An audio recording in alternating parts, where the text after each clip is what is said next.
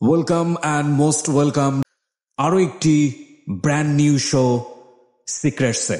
আমি আরজি কিবরিয়া আপনাদের সবাইকে স্বাগত জানাচ্ছি এবং এই অনুষ্ঠানটি কি সেটা সম্পর্কে আপনারা সম্যক ধারণা পেয়েছেন আমাদের অনুষ্ঠানের। আমি পুরো অনুষ্ঠানে যে মানুষটিকে এখানে হাজির করতে যাচ্ছি তার জীবন অসংখ্য ভুলে ভরা।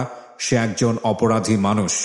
অনুষ্ঠানের শুরুতে শুধু একটা কথাই বলতে চাই, যেই মানুষটিকে পুলিশ রিমান্ডে নিয়ে স্বীকার করানো সম্ভব হয়নি তার অপরাধটি কি ছিল। যে মানুষটি 14 মাস জেল খেটে স্বীকার করেনি সে আসলে অপরাধটা কি ছিল, সে এই প্রথম আমাদের সিক্রেটস অনুষ্ঠানের প্রথম পর্বে এসে স্বীকার করতে যাচ্ছে কি ভুল সে করেছিল। এবং তার কাছে যাবার আগে আমরা অনুষ্ঠানে যে কথাটি আপনাদেরকে বলতে চাই সেটা হলো, এই বিষয়টি এখনো বিচারাধীন, মামলাধীন আছে কোর্টে এবং আমরা বিচার বিভাগের প্রতি সম্পূর্ণ আস্থা ও সম্মান প্রদর্শন করে সচেতনতার স্বার্থে তার কথাগুলো এখানে প্রচার করছি। আমাদের এই অনুষ্ঠানে কোনোভাবেই তাকে নির্দোষ প্রমাণ করা কিংবা তার পক্ষে যায় বিপক্ষে যায় এরকম কোনো বিষয় উপস্থাপন করা উদ্দেশ্য নয়। মূলত তার জীবনের সত্য ঘটনা এখানে মানুষকে সচেতন করবার জন্যে উপস্থাপন করা হচ্ছে, তবে বিষয়টি সম্পূর্ণরূপেই ইনভেস্টিগেটেড নয়। আমরা আপনাকে ফ্লোর দেবার আগে আরেকটি বিষয় আমাদের লিসনারদেরকে জানাচ্ছি। এখানে একজন সাইকিয়াট্রিস্ট থাকবেন, আমার দীর্ঘদিনের পরিচিত বন্ধুবর এবং শ্রদ্ধেয় ডক্টর তাজুল ইসলাম। তিনি জাতীয় মানসিক স্বাস্থ্য ইনস্টিটিউটের প্রফেসর। ডক্টর তাজুল ইসলাম, আপনাকে স্বাগত জানাচ্ছি আমাদের সিক্রেটস অনুষ্ঠানে এবং আশা করছি আপনি পুরো অনুষ্ঠানই শুনবেন, ফোনে কানেক্ট থাকবেন আমাদের সঙ্গে। জি, আপনাদেরকে স্বাগতম। আমি আপনার সঙ্গে আছি, পুরো অনুষ্ঠানটা আমি মনোযোগ দিয়ে শুনবো। আপনি ফোনে আছেন এবং আশা করছি আমাদের এই নতুন যাত্রায় আপনি সার্বক্ষণিক সঙ্গী থাকবেন। ডক্টর তাজুল ইসলামের কাছে আমি পুরো ঘটনা জানানোর পর মতামত নেব, তবে তার আগে আমি ফ্লোর দিতে চাই আমাদের আজকের অনুষ্ঠানের গেস্ট যিনি আরিফ, তাকে তার একেবারে ব্যাকগ্রাউন্ড থেকে আমরা শুরু করব। আরিফ, ছোটবেলা থেকেই শুরু করতে চাই এবং এই অনুষ্ঠানে নতুন নতুন মাত্রা যুক্ত হবে, সেটা আমি আজকেই বলবো না, আপনারা শুনতে থাকুন, আপডেটেড হবেন। আরিফ, আমাদের পরিবার তো এমনি একটু দরিদ্রতা ছিল, তো যখন আমি আমার মার গর্ভে আসলাম তার 5-6 মাস পরেই আমার বাবা আরেকটা বিয়ে করে। জি। তো উনি আসলে মূলত বিয়েটা করে ওনার ছেলে হয় না দেখে। তো আসলে উনি তো আমি জন্ম হওয়ার 5-6 মাস আগে বিয়ে করে ফেলে। এরপর থেকেই বাবা থেকে আমরা মোটামুটি আলাদা। তখন থেকে আমার বড় বোন ছিল, তো উনি মোটামুটি চাকরি করে আস্তে আস্তে আমাদের সংসারটা চালায় নেয়। তো আস্তে আস্তে বড় হই, স্কুলে যাই। স্কুলে ক্লাস 5 পর্যন্ত মোটামুটি ভালোভাবেই যাচ্ছিল আর কি। আচ্ছা। তো তখন ঢাকায় প্রাইমারি শেষ করে গ্রামে চলে যাই। গ্রামে চলে গিয়ে ওইখানে হাই স্কুলে ভর্তি হই। তো হাই স্কুলেও যাচ্ছিলাম, তো থাকে না এলাকার কিছু পোলাপান যেগুলা স্কুলে যায় না, তো ওদের সাথে আসলে এক পর্যায়ে বন্ধুত্ব হয়ে যায়। জি। তো তখন তো ওরা স্কুলে যায় না, তো আমারও ওদের সঙ্গ পেতে পেতে আর কি স্কুলে যেতে আর কি ইচ্ছে হয় না। তো এইভাবে চলতে চলতে একটা সময় স্কুলে যাওয়ার আপনাকে ফ্যামিলিতে কেউ শাসন করতো না যে আপনি স্কুলে যাচ্ছেন না? হ্যাঁ, এটা আমার মা তো অবশ্যই শাসন করতো। আপনি একটা মাত্র ছেলে ছিলেন আপনার ফ্যামিলি? হ্যাঁ। ওকে। তো আমার মা তো শাসন করতোই। তো আমি তারপরও হয় না, যে স্কুলে না যায় তার যত শাসন হোক তো কোনভাবে যাবে না। তো একটা পর্যায়ে স্কুলে যাওয়াটা টোটালি বন্ধ হয়ে যায়। কোন ক্লাসে থাকতে? ক্লাস 6-এ থাকতেই। ক্লাস 6-এ থাকতে। ওকে। আপনার বড় বোন চাকরি করছিল, সে তো পড়াশোনা করেছে? না, উনিও পড়াশোনা করেন। আসলে ওই যে বলে না, বাপের ওরকম আগ্রহ ছিল না। তো বাবা কি করতো? বাবা তখন কয়েক রকমের করতো, দোকান ছিল, এক পর্যায়ে সিকিউরিটি চাকরি করে। আচ্ছা। হ্যাঁ, মানে যখন যেটা হয় আর কি, একটা না থাকলে একটা, এরকম। ওকে। তো তারপর থেকে তো এরকম স্কুলে যাওয়া বন্ধ হয়ে যায়। তো কি করব, মোটামুটি 1 বছর এলাকাতে ঘুরলাম, ঘোরার পর টুকটাক কাজটা শিখলাম। তো তখন বাসা থেকে ঢাকায় পাঠায় দেয়। তো ঢাকা আসি কাজের উদ্দেশ্যে। তখন আমার বোনের হাজব্যান্ড আর কি, তো উনি আমাকে একটা কাজে ঢুকাই দেয়। তো ওখানে কাজ করতে থাকি। তো একটা পর্যায়ে হ্যাঁ কাজ করতেছি, কাজ শিখতেছি। তো তখন ওইখান থেকেই আমার ক্রাইম জিনিসটা শুরু হয়। কিভাবে হয় সেটা? যখন আমি ওখানে ঢুকি, তো তখন আমার 5টা পর্যন্ত কাজ ছিল। তো 5টার পরে আমাদের যে বসের ওনার ফোন ফ্যাক্সের দোকান ছিল। জি। তো ওইখানেই প্রথমত কিসের কাজ ছিল আপনার? কাজ ছিল কি ওখানে? আমার কাজ ছিল টেকনিশিয়ান, ইলেকট্রিক। ইলেকট্রিক বলতে? House wiring. এগুলো আপনি পারতেন নাকি শিখছিলেন? শিখতেছিলাম। বয়স তখন কত আপনার?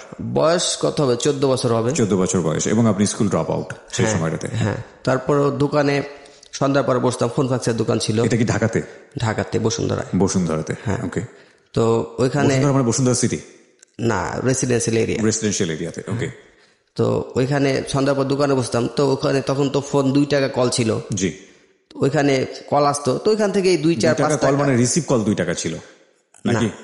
তখন 2 টাকা কল করা যেত। হ্যাঁ, তাহলে বেশি দিন আগের ঘটনা না, সাথে হবে 2007-এ। ওকে। তখন ওইখান থেকেই 2-4-10 টাকা 20 টাকা আমি ওখান থেকে নিতাম। মানে চুরি করা শুরু করলেন? হ্যাঁ, ওইখান থেকে চুরি করা শুরু করলাম। তো ওইখানে আস্তে আস্তে যাই হোক, একটা পর্যায়ে ওইখানে একটা ফোন চুরি হয়ে যায়। তো ওইটার সাথে আমি তো আসলে জড়িত ছিলাম না। তো হয় না দোকানে কথা বলতে বলতে, তো আমি ছোট ছিলাম তখন, তো একসাথে 4-5 জন ঢুকছে। তো ওরা কথা বলতে বলতে ফোনটা নিয়ে চলে গেছে, আমি আসলে বুঝতে পারি নাই। যাই হোক, আমার বস আইসা উনি ভাবলো হয়তো ফোনটা আমি নিয়ে গেছি বা কারোর মাধ্যমে দিয়ে দিছি। যাই হোক, উনি আমার আসলে ওইখান থেকেই একটা চোর অপবাদ দিতেই থাকে। তো যাই হোক, তখন চোর অপবাদ দিতে থাকে যে তখন আমার এমনি একটু ছিল যে আমি আসলে যে তখন যে 2-4-10 টাকা 20 টাকা নিতাম, তখন ওই টাইমে ওইখানেই যে একটা নাস্তা যে খরচাটা ওইটাই আমি ম্যানেজ করতাম। উনি তো দিত না আমাকে, ওইখান থেকে ম্যানেজ করতাম। তো একটা পর্যায়ে ওটা চুরিও বলা চলে না, হয়তো ওনাকে না বললে এই জন্য আর কি চুরি। তো ওইখানে খরচা করতাম। তো উনি একটা পর্যায়ে তো আমার মোবাইলের চুরির অপরাধটা দিয়ে দিল। তারপর ওইখান থেকে একটু জিদ চেপে যায় আর কি, যে চুরি তো করলামই না। তারপর উনি চুরির দোষটা দিয়ে দিল। তো তখন একটু বাড়তে থাকে ব্যাপারটা, চুরিটা বাড়তে থাকে। তো 10 টাকা থেকে 20 টাকা এরকম জেদ করে আপনি করা শুরু করলেন? হ্যাঁ, জেদ করে করা শুরু করলাম। তো যাই হোক, এক পর্যায়ে ওনার সাথে, ওই দোকানের সাথে আমার সম্পর্ক থাকে না। তো ওনার কাজটা আমি করতেছি, অন্য যে মূলত আমার যেই কাজটা ওইটা করতেছিলাম। তো ওইটা তো ওভার টাইম ছিল। তো ওভার টাইম ওইটা ছেড়ে দিলাম। তো কাজ করতেছি তো ওইখান থেকে আমার ওনার সাথে ওই চুরির সম্পর্কটা নেই, নষ্ট হয়ে যায়। চুরির ব্যাপারটা নেই, সম্পর্কটা নষ্ট হয়ে যায়। তো ওইখান থেকে আমি চলে আসি। ও হ্যাঁ, যেটা বলছে ওইখান থেকে চলে আসি এই জন্য, তো আরেকটা ছেলের সাথে আমার এখানে একটু মারামারি পর্যায়ে চলে যায়। কি কারণে? ওইটা কারণ হচ্ছে আমি তো এখানে নতুন ঢুকি। জি। ও ওইখান থেকে আগে থেকে, তো আমি ওইখানে একটু অল্প দিনে একটু এক্সপার্ট হয়ে গেছিলাম বেশি। তো ওই ছেলে বলতে আপনি কাজের কথা বলছেন? হ্যাঁ, কাজে একটু এক্সপার্ট হয়ে গেছিলাম। আচ্ছা। তো ওই ছেলেটা তো আমার থেকে অনেক আগে থেকে কাজ করতেছে, তোর ওইখানে গুরুত্বটা বেশি সবার কাছে। আমি একটু পরে আসি, তো আমার গুরুত্বটা কম। তো আমি এক্সপার্ট হওয়ার কারণে সবাই একটু আমাকে গুরুত্বটা দিতেছে। তো এইটা ওর কাছে আর কি ভালো লাগে। যাই হোক, মনোমালিন্য থেকে এটা হয়েছে। হ্যাঁ। তো ওর সাথে একটা পর্যায়ে আমার মারাও, যাই হোক, আমি হাতুড় ছিল আমার সাথে, তো হাতুড়টা নিয়ে ওর মাথায় বাড়ি দিই। ওহো। তোর মাথায় বাড়ি দেই। তো আমার বয়স অনেক বড় ছিল, তো 8-10 বছর বড় ছিল। তো আমি তো তখন মানে জিদ দিয়ে মাথায় বাড়িটা দিয়ে বসি, তখন বুঝতে পারি নাই। তো এমনি তো ছোট ছিলাম। যাই হোক, ওর ব্লিডিং হয় অনেক। তো ওইখান থেকে যে আমার বস ছিল, বস মানে সেকেন্ড বস আর কি, তো উনি আমাকে বলে, ঠিক আছে, যা হয়েছে তুই বাসায় চলে যা, এই ব্যাপারে সন্ধ্যায় যা হওয়ার হবে আনে। জি। তো আমি ওইখান থেকে বাসায় আসি। তো সন্ধ্যায় যা ওইখানে বিচার টিচার হয়, তো ওইখান থেকে আর কি ওনার সাথে মালিকের সাথে সম্পর্ক নষ্ট, আমি ওইখান থেকে চলে আসি। তো ওইখান থেকে চলে আসি, তারপর অন্য আরেক জায়গায় ঢুকি আমি। ওইখানেও আমার এক পরিচিত রিলেটিভ আরেক জায়গায় আমাকে ঢুকায় দেয়। তো ওইখানে করতে থাকি। তো ওইখানে মোটামুটি প্রায় 1 বছর করছিলাম গেল যেখান থেকে আসছি। তো ওইখানে 1 বছর করার পর আমার ভালো একটা এক্সপিরিয়েন্স হয়ে গেছে। তো ওই এক্সপিরিয়েন্স কাজে লাগে এখানে করতেছি। তো ওখানে মোটামুটি একটা ভালো একটা স্যালারি দেওয়া হয়েছিল আমার। তো এই স্যালারি অনুযায়ী করতেছি, ভালোই জিতেছে, মোটামুটি ভালো ইনকাম হচ্ছে। তো তখনের তুলনায় আমার ছোট হিসেবে মোটামুটি অনেক টাকাই পাইতাম। তো ফ্যামিলি থেকে তো এটা আশা করে নাই এত টাকা। আমার হয়তো ছিল কাজ শিখতেছি, কোনো টাকা দিবে না। জি। কিন্তু 1 বছরের মাথায় মোটামুটি ভালো একটা আমি টাকা পাচ্ছিলাম। তো ফ্যামিলি তো দিতে পারতেছি, আমি নিজেও পকেট খরচ করতে পারতেছি। ওকে। তো ওইখানে আরো 2 বছর হয়ে গেল। তো এর মধ্যে একটা মেয়ের সাথে আমার একটা সম্পর্ক হয়। আচ্ছা। তো মেয়ের সাথে সম্পর্ক হয় কি, ও আমাদের পাশের বাসায় থাকতো। তো ওরকম মেয়েদের প্রতি আমার এরকম ছিল না, মানে একটা প্রেমের সম্পর্ক, হ্যাঁ আগ্রহ যেটা বলে আর কি, আগ্রহ ছিল না। তো ওই আইসা আইসা বলতো যে আপনার কোন অ্যাক্ট্রেসটা ভালো লাগে, কোন হিরোইন আপনার ছবি ভালো লাগে, কথা বলতে চাইতো। হ্যাঁ কথা বলতে চাইতো আর কি। তো আমি আসলে কথা বলতে চাইতাম না। তারপর একটা পর্যায়ে বাধ্য হয়ে কথা বলতাম। কথা বলতেছি তো একদিন 2 দিন হইতে একটা পর্যায়ে এরকম দুর্বল হয়ে যায়, ওর প্রতি এমনি দুর্বল হয়ে যাই। তো দুর্বল হয়ে যেহেতু আমি তখন নিজেই হাইদা কথা বলি ওর সাথে, ওর আসতে হয় না। তো কথা বলতেছি একটা পর্যায়ে ওর থেকে আমি ফোন নাম্বারটা নিই। তো ওদের নতুন ফোন বাসায়, ফোন নাম্বারটা নেই। ফোন নাম্বারটা নেওয়ার পর আমি একটা ফোন দিই ওরে, তোর সাথে কথা বলি। তো ভাল লাগে, আস্তে আস্তে ব্যাপারটা আরও দুর্বল হয়ে যাইতেছি। তো ফোনে কথা বলার পর 1-2 দিন কথা বলি। তো হঠাৎ একদিন ওর বড় ভাই ফোন রিসিভ করে। তোর বাসায় যেহেতু ফোন থাকে, তোর বড় ভাই আমাকে খুব গালাগালি করে। তো আসলে এটা আমার অনেক মাইন্ডে লেগে যায়। তো এরপর আরও কয়েকবার ফোন দেই, তো আরও কয়েকবার ওর ভাই দুইরা মানে অনেক বাজে ভাষা গালাগালি করে। তো এটা তো আরও মাইন্ডে লেগে যায়, মানে তখন আর কন্ট্রোলে ছিলাম না আমি। ওকে। তো আমি সাথে সাথে রিপিট করি গালিগুলো। তো এরপরে মানে জিদ এরকম চেপে গেছিল যে আমি ফোন দিব শুধু মেয়ের সাথে কথা বলার জন্য না, শুধু ওর ভাইকে গালি দেওয়ার জন্য। আমার উদ্দেশ্য ছিল এরকম যে ফোনটা দিবই শুধু ওর ভাইয়ের গালি দেওয়ার জন্য, বড় ফ্যামিলি গালি দেওয়ার জন্য। তো আমি তো কন্টিনিউ ফোন দিয়ে গালি করতাম, কেউ রিসিভ করে থুয়ে দিলেও আমি গালি দিতাম। মানে আমার ইচ্ছাই ছিল যে সারাদিন ওদের গালি দিব। মানে আমার মনে হলো যে আমার সারাদিন কোনো কাজ নাই, ওদের ফোন দিব আর গালি দিব। তো চলতে থাকে। তো আমিও তখন কাজ করতেছি। তো এক পর্যায়ে ওই মেয়ের ভাই তো বুঝতে পারে না যে আমাদের তো পাশের বাসায়, তো বুঝতে পারে না কে গালি দিতেছে, ফোনে যেহেতু দিতেছি বুঝতেছে না। তো ওর ফ্রেন্ড আমার হিসেবে এলাকায় একটা থাকে না, সিনিয়র জুনিয়র। তো আমার ওই মেয়ের যে বড় ভাই, ও এলাকার সিনিয়র। তো ফ্রেন্ডের সাথে কথা বলতেছে যে এই ছেলেটা আমার তো খুব ডিস্টার্ব করে, গালাগালি করে, তো নাম্বারটা তুই নিয়ে একটু দেখ কে এটা। তখন আমি এমনি একটু দেখা গেছে যে এলাকার মধ্যে একটু সবার সাথে ফ্রেন্ড সার্কেল বেশি ছিল, একটা থাকে না যে লোকজন বেশি থাকলে জোর থাকে। তখন আমি ওর সরাসরি বলি যে হ্যাঁ আমি ফোন দিছিলাম, কি সমস্যা, আপনি গালাগালি করছেন ফার্স্টে, এই জন্য আমিও গালাগালি করছি। তো ওদিন কিছু বলে নাই। তো পরে একদিন উনি আমাকে রাস্তায় পাওয়ার পরে খুব মারধর করে। একা ছিলাম, হ্যাঁ অনেক মারধর করে। তো আমার অনেক জায়গায় কেটেও গেছিল। তো তখন পরের দিন আমি আবার আমাদের ফ্রেন্ড সার্কেল যারা ছিল ওদের আনি। তো আনার পর ওর ভাইরে মারতে, মানে ওই ছেলেটা যে ওর নাম, যেটা ওর নামটা বলি, জি শিওর, হ্যাঁ ওর নামটা হইলো, তো ওইখানে মারতে পারি না। তো ওর সাথে যারা ছিল ওদের সবাইকে মোটামুটি ওদেরকে মারি। তো আর কয়েকদিন যায়। তো একটা পর্যায়ে ওই মেয়েটা তো বুঝতে পারে যে আমি গালাগালি করতেছি, ও জানে। তো এরপরে ওই মেয়েটা আমার একদিন বলে যে আজকে তো বাসায় কেউ নাই, তো আপনি আমাকে ফোন দিতে পারেন, আজকে আপনার সাথে কথা বলতে পারবো। ওকে। তো এর মধ্যে কিন্তু আমি মেয়ের সাথে পরিচয় হওয়ার প্রায় 1.5 বছর চলে গেছে। ওকে এমনি তো আমি পছন্দ করতাম। তো 1.5 বছর চলে গেছে, 1.5 বছরের সাথে তেমন একটা কথা হয় নাই। বা ওরে যে আমি পছন্দ করি ও জানতো, কিন্তু ও যে পছন্দ করতো এটা আমি বুঝতাম, কিন্তু বলা হয় নাই, আমিও বলি নাই, ও আমাকে বলে নাই। আচ্ছা। তো চলতেছে। তো ও যে বললো যে বাসায় আজকে কেউ নেই, আপনি আমাকে ফোন দিয়েন, আজকে কথা বলতে পারবো। তো ওই দিন আর ফোন দিলাম। ফোন দেওয়ার পরে ওরে বলতেছে কি ব্যাপার, এতদিন পরে তুমি বললা। কইছে যে বাসায় কেউ ছিল না, তুই ফোন দিতে পারে। তাও কথা বলি, বলার পরে ও একটা পর্যায়ে ওইখানে আমি তো ফার্স্টে প্রপোজ করি, তো ওইটা রিটার্ন করে আর কি। না, সম্পর্ক তো আপনাদের 1.5 বছর ধরে চলতেছে, আবার কিসের প্রপোজ এখানে? না, সম্পর্কটা চলতেছে ওরকম না, মানে আমিও পছন্দ করি, ও দুজনকে পছন্দ করতেন কিন্তু বলা হয়নি। তো ওরকম তো বলার পর ও বলছে যে ওর সাথে চলে অনেকদিন সম্পর্ক, ওইখান থেকে সম্পর্ক। তো ওর একটা ব্যাপার কি, ও যখন স্কুলে পড়তো, তো আমি তো তখন জব করতাম বা কাজ করতাম, তো ওর সাথে এরকম মানে কথাবার্তা বলতো না, যেহেতু ওই স্কুলে পড়ে, শিক্ষিত মেয়ে, আমি একটা অশিক্ষিত ছেলে।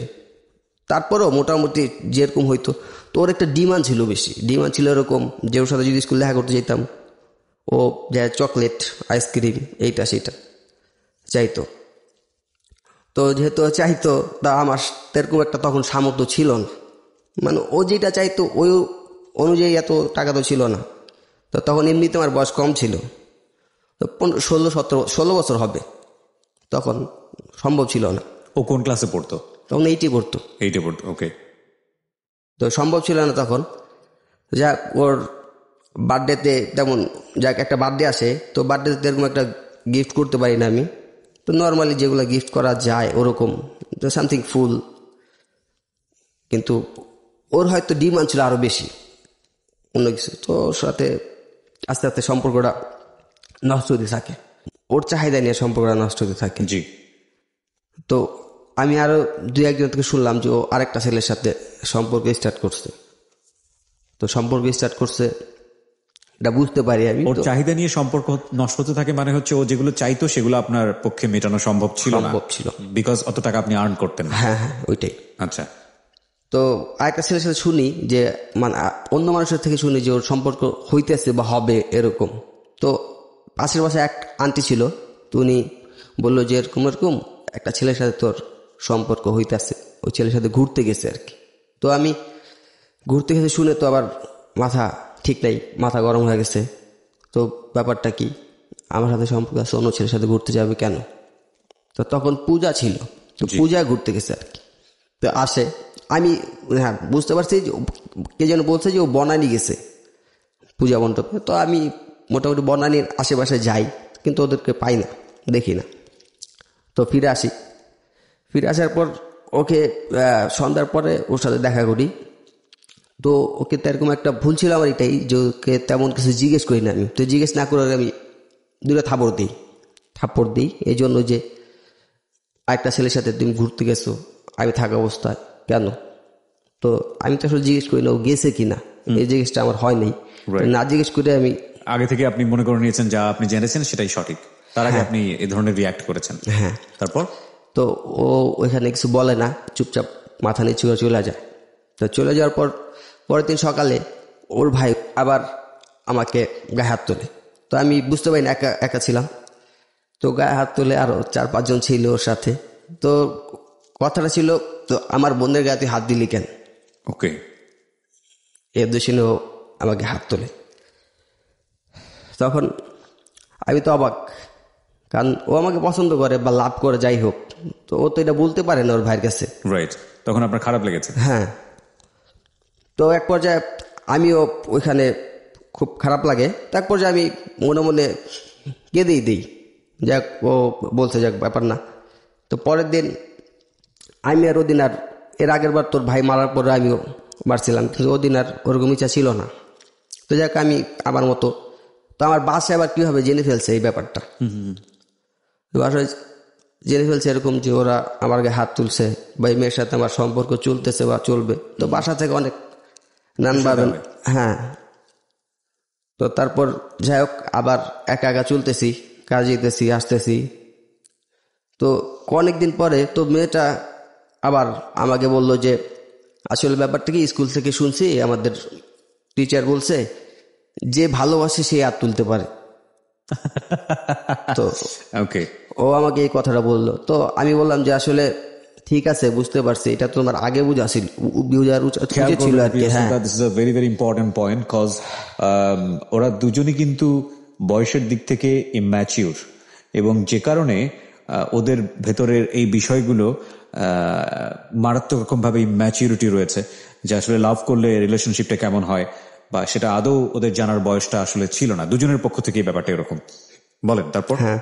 তো আমি বললাম যে তোমার তো এটা আগে বোঝা উচিত ছিল, তোমার ভাইকে তো এটা বলা উচিত হয় নাই। তো তোমার ভাই আমার গায়ে হাত তুলছে, এটা কি তোমার কাছে ভালো লাগছে না খারাপ লাগছে সেটা বলো আগে। তো ও বলতেছে যে আমি তোমার ভাইয়ের কাছে বলি নাই। তো আমি বললাম যে কে বলছে?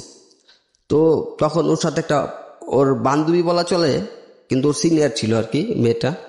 তো ও নাকি বলছে। তো যাই হোক, তারপরও আমার ওর প্রতি যে ভালোবাসাটা ছিল, তো ভালোবাসা এর আগে তো আস্তে আস্তে ঘৃণায় পরিণত হইতেছিল। তো এর মাঝখানে ও তো কথা যেহেতু বইলা গেল, আস্তে আস্তে আমিও আবার আগের মতো একটু বইলা গেলাম। তো তারপরে ওর সাথে যেহেতু একটা হয় না, একটা মেয়ে যদি কারো সামনে এসে হাইতে কিছু বলে তো ছেলের একটা ডিমান্ড তো বেড়ে যায়, সবার ক্ষেত্রে এরকম হয়। তো আমার তখন একটু ডিমান্ড ছিল এরকম, ও তো নিজে হাইতেই বলছে, তো না না তোমার সাথে কথা বলা যাবে না। তো আমি তো মনে মনে আসলে পছন্দ করি, তো এটা হয়তো উপর দিয়ে ডিমান্ড দেখাইতেছিলাম। যাই হোক 2-3 দিন পরে আবার ওর সাথে সম্পর্ক হয়। তো সম্পর্ক হওয়ার পর হ্যাঁ ওর সাথে ঘুরতে যেতাম, বাইরে বের হইতাম। তো পাশে ভাড়া ছিল। তো একটা পর্যায়ে অনেকদিন পর আমাকে বলে যে আমার সাথে একটু দেখা করবেন রাত্রেবেলা। যাই হোক আমি ওর সাথে রাত্রেবেলা 12টার পরেও বলে। তো পাশাপাশি বাসা, জি। তো ছাদ ছিল একটা, তো মাঝখানে আবার পার্টিশন দেওয়া ছিল, পাশাপাশি গেটও 2টা ছিল, ছাদ একটা ছিল। ছাদের সাথে দেখা করি। তো দেখা করার পর হ্যাঁ ও আমাকে অনেক কিছু বলে যে আসলে আমি তোমাকে রিয়েল লাভ করি। তো আমি বললাম যে হ্যাঁ ঠিক আছে, রিয়েল লাভ করো, আমি বুঝতে পারি, আমিও তো তোমাকে রিয়েল লাভই করি। তো যাই এক পর্যায়ে ওর সাথে মানে অনৈতিক হইতে পারে, তো যাই হোক ওইখান থেকে চলে আসি। তো ওই যে একটা বললাম যে একটা ছেলের সাথে ঘুরতে গেছিল তখন, তো ও তো ঘুরতে যায় নাই, হ্যাঁ ঘুরতে গেছিল কিন্তু ওর ভাইয়ার সাথে ছিল। জি। ওর ভাইয়া ও আর ওই ছেলেটা, তো ওই ছেলেটা ওকে পছন্দ করতো। তো ওই ছেলেটা, আমি যে পছন্দ করি ছেলেটা জান, তো ছেলেটা ওর সাথে সম্পর্ক তখন আমার রানিং, মানে খুব রোমান্টিক ছিল আর কি সম্পর্কটা। তো ওই ছেলেটা যাই হোক আমি যাইতেছি, তো আমি আমার এক ফ্রেন্ড 2জন যাচ্ছিলাম। তো ওই ছেলেটা আমাকে অ্যাটাক করে। তো ওর আর অনেক বন্ধু বান্ধব ছিল, যাই হোক অনেক মারধর করে। তো স্টেম, ওরা ক্রিকেট খেলতেছিল, তো স্টেম ছিল, ব্যাট ছিল, মানে যে যেরকম পারছে আর কি, খুব মারধর করে। তো যাই হোক আমি ওইখান থেকে বাসায় চলে আসি। তো 2জন ছিলাম, কিছু তো করার সামর্থ্য ছিল না। তো বাসায় চলে আসি। তো বাসায় চলে আসা চিন্তা ভাবনা করি যে কেন মারলো আমাকে। তো এক পর্যায়ে চিন্তা করলাম যে হয় এই সম্পর্ক কারণ হইতে পারে। তো আমিও রাত্রেবেলা ফ্রেন্ড সার্কেল যারা আছে সবাই ফোন দিলাম, তো ভাই এরকম এরকম আমার তো মারছে, তো ওকে কী করা যায়। ওরা বলছে মায়ের বদলে তো মারি হতে পারে, এছাড়া আর কি। তখন আমরা সকালবেলা উঠি, ঘুমের থেকে সবাই একসাথে উঠি, ওর বাসায় যাই। তো এর আগে আমরা আবার আপনার ধারালো অস্ত্র নিয়ে যাই আর কি। ওকে। হ্যাঁ ছুরি যেটা থাকে এগুলো আপনারা নিয়ে যান? হ্যাঁ। তো 5 জন যাই। কি নেন? এই ছুরি, শুধু ছুরি। একটাই নাকি আরো? না 4টা নিয়ে গেছিলাম। 4টা ছুরি নিয়ে? ওকে। হ্যাঁ। তো সকালবেলা যাই, ওর বাসার থেকে ওর উঠে নিয়ে আসি। তো আমি মাথায় তো আমার এমনি আসলে খুন চেপে রয়েছে, তো আমি ওকে মারধর করি অনেক। তো আবার ছুরি দিয়ে যাই, তো ছুরি ধরে 2-3টা পোঁচো দিই, ও হো, পিঠের মধ্যে দিই। তো আবার ফ্রেন্ড যারা ছিল ওরা অনেক আটকাইছে আমাকে, তো তাও পারে নাই। তো আসলে ওরা যদি না আটকাইতে হয়তো ওইখানে খুন হয়ে যেতে পারতো। তো মাথাটা এরকম গরম ছিল। যাই হোক ওইখান থেকে আসি। এই স্বভাবটা কি আপনার ছোটবেলা থেকেই ছিল? মানে আমি যেটা বুঝতে পারছি যে ছোটবেলা থেকে এক ধরনের এগ্রেসিভ ব্যাপার আপনার মধ্যে ছিল। হ্যাঁ এটা হয়তো কি ব্যাপারটা, আমি মানে মাথা যতক্ষণ গরম থাকে তখন কি করতেছি এটা আসলে আমার শরীর থেকে, মানে কি করতেছি ওটা মাথা থাকে না, মাথা যতক্ষণ গরম থাকে আর কি, ওই সময়টা কোনো হুঁশ থাকে না। হ্যাঁ হুঁশ থাকে না, যেটা আর কি। ডক্টর তাজুল ইসলাম, আপনি স্ট্যান্ড বাই আছেন। এটাকে সাইকোলজির ভাষায় কি বলে এবং এটার কোনো কিওর কি আদৌ আছে? যে এটা অত্যন্ত গুরুত্বপূর্ণ ব্যাপার। আমি অনেক অনুষ্ঠানে বা অনেক জায়গায় বলেছি যে পরবর্তী পর্যায়ে আমাদের যারা যে সমস্ত শিশু বা কিশোররা খারাপ হতে চায়, বখাটে হয়ে যায়, অথবা মাদকাসক্তি অথবা অপরাধে জড়িয়ে পড়ে, অথবা আমরা যাদেরকে খারাপ ছেলে বলি, ছেলে মেয়ে বলি, তাদের প্রধান বৈশিষ্ট্য থাকে যে তাদের কন্ডাক্ট ডিসঅর্ডার হয়, আচরণগত সমস্যা হয়। তার আবার সবচেয়ে ছোট কাল থেকে যে লক্ষণটা থাকে সেটাকে আমরা বলি টেম্পার ট্যান্ট্রাম। টেম্পার মানে মেজাজের যে ট্যান্ট্রাম, এটা কিন্তু এক এক বাচ্চার এক এক রকম। 2 ধরনের বাচ্চা আছে, একটা হচ্ছে ডিফিকাল্ট চাইল্ড, মানে আরেকটা হচ্ছে ইজি চাইল্ড। ডিফিকাল্ট চাইল্ডদের ছেলেদের বাচ্চাদেরকে এই টেম্পার ট্যান্ট্রামটা, অর্থাৎ মেজাজের চড়া মেজাজের ইয়া থাকে। তারা যে কোনো জিনিস চাইলে যদি না পায় তখনই তাৎক্ষণিক ভাবে চিৎকার করে লুটিয়ে পড়ে, তারপরে মানে চিৎকার করতে থাকে, কিছু ভাঙচুর করতে থাকে। মানে তারা ছোটকাল থেকেই চড়া মেজাজের একটা লক্ষণ দেখায়, যেটা আপনি বলতে চাচ্ছেন যে ছোটকালে রাগী ছিল। তো এটা ভালো করার কি কোনো রাস্তা আছে, ডাক্তারি ট্রিটমেন্ট বা কোনো কাউন্সেলিং? জি জি জি, অবশ্যই করতে হবে এবং এটা খুবই important. Tajul Islam stand by থাকেন, প্রয়োজন আপনার সঙ্গে আবার যোগাযোগ করবো। ওকে, হ্যাঁ বলেন। হ্যাঁ তো ওইখানে যাই হোক মাথা পোজ দিলেন আপনি, পোজ দেওয়ার পরে ওইখান থেকে চলে আসি। তো সবাই ওইখানে আসলে মানুষজন অনেক জড়ো হয়ে গেছিল সকালবেলা, তো যারা গার্মেন্টসে যাচ্ছিল অনেক মানুষজন জড়ো হয়ে গেছিল। তো ওখানে ওকে মেরে ওখানে ও তো ছিল ওইখানেই, তো ওইখান থেকে চলে আসি। তো হাতে ছুরিটা ছিল ওপেনই, সবার সামনে নিয়ে আসতেছিলাম। তো ওরকম ভয়টা আসলে তখন কাজ করতেছেন যে 4-5 জন লোক 4টা ছুরি নিয়ে আসতেছি, এত লোকজন, তা ছুরির মধ্যে ব্লাড লাগানো, তো ওরকম একটা যে ভয় কাজ করে, ওই ভয়টা ছিল না তখন। তো চলে আসলাম, আসার পরে আপনার অস্ত্রগুলা জায়গা মতো রেখে তো যে যার মতো চলে গেলাম। তো তখন চলে যাওয়ার পর আমি বাসায় বইলা দিই ঘটনাটা, এই কাজ করছি। আপনার নিজের বাসায়? হ্যাঁ। ওকে। তো আমি বললাম যে এরকম এরকম আমার তো গতকালকে এরকম এরকম মারছে, তো আমি মাথা ঠিক থাকে নাই, বুঝতে পারি না, আমি তো এই কাজ করে ফেলছি। পরে কোথাছে ঠিক আছে তুই এখন বাসাতে চলে যা, দেখি কি হয়েছে, বাসাতে যা। তো যাওয়ার আমার বোনের হাজবেন্ড ছিল, তো ওনাকে ব্যাপারটা বলা হয়েছে, তো উনি আবার এলাকায় মোটামুটি পরিচিত ছিল আর কি। জি। তো ওনাকে বলা হয়েছে, উনি আমার বললো যে ঠিক আছে তুমি আসো, ব্যাপারটা আমি দেখতেছি। তো আমি আসলাম, আসার পরে একটা বিচার, সন্ধ্যা একটা বিচারের সবাইকে ডাকা হইলো, তো ওইখানে গেলাম। তো আমি যা আমার বলার ছিল, ও আগে ফার্স্ট আমাকে মারছে, কেন মারছে এটা আমি জানতে চাইছি। তো কজ দেখাইছে অন্যরকম, যে আমি ওখানে গালি দিছি। তো ওর সাথে ওরকম সম্পর্ক ছিলই না আমার, ও কজ দেখাইছে এরকম আমি নাকি ওকে গালি দিছি, এই কারণে ওকে মারছে। তো যাই হোক, আমার বোনের হাজবেন্ড উনি একটা মীমাংসা করে দেয়। তো ঠিক প্রশ্নটা আমাদেরও আছে এবং হিন্দু দ্বারা ধর্মে। তো চলে আসার পরে ওই মেয়েটার সাথে সম্পর্ক তখন ছিলই, তো ওইখানে সম্পর্ক চলতেছে। তো ওইখানে ওর ভাই, ও মারামারির ব্যাপারটা হয়েছে কি, ওর ভাই ব্যাপারটা তখন এরকম ফুললি জানে যে ওর সাথে আমার একটা সম্পর্ক ঘনিষ্ঠ হয়ে গেছে। জি। তো ওর ভাই আবার আমাকে আবার মারে আর কি। তো ওর ভাই আবার ওই যে ছেলেটা ছিল বাবু, ওর সাথে হাত মিলিয়ে আমাকে আবার মারধর করে। এটা কি মানে ও সুস্থ হওয়ার পরে? হ্যাঁ, সুস্থ হওয়ার পরে। আপনি যে স্ট্রাইকগুলো করলেন মানে হ্যাঁ, এর 6-7 মাস পরে। তারপরেও ওরা এই লাইন ছাড়েনি? না, এর 6-7 মাস পরে আমাকে ওকে আবার মারে। যাই হোক, তো আমার প্রত্যেকটা মারে ওদের ছিল ওরকম ভাবে মারতে পারেন নাই। তো যাই হোক, আমি যে কোন ভাবে পাশকে আইসা পড়ি। তো এরপরে মারধর করার পর আমি আমার ফ্যামিলিরে জানাই ব্যাপারটা, এরকম এরকম মারছে। এখন তোমরা কি বলো, আমি কি আবার এই কাজটা কি করব না করব না? তো ফ্যামিলি বলছে যে ঠিক আছে, যাক, কিছু করার দরকার নেই, মারছে। তো আমার ওই বোনের হাজবেন্ড যে মীমাংসা করে দিয়েছিল, তো ওনাকে বললাম, তো উনি বললো যে তোমার কিছু করার দরকার নাই, আমি দেখতেছি ব্যাপারটা। তো যাক, ওইখানে আরেকটা বিচার হইলো। তো বিচারে দেখা গেছে ওনারা মীমাংসা করে দিছে। তো ওইখানে মেয়ের সম্পর্কটা প্রকাশ হয়েছে আর কি। তো বিচারের মধ্যে যে ওর সাথে আমার একটা সম্পর্ক ছিল, এই কারণে ওরা আমার গায়ে হাত তুলছে, যে সবাই জানাজানি হয়ে গেছে। তো এক পর্যায়ে ওর সাথে আমার ওইখানে ব্রেকআপ হয়ে যায়, মেয়েটার সঙ্গে। হ্যাঁ, ওইখানে ব্রেক হয়ে যায়। তো ব্রেকআপ হয়ে যায় এরকম।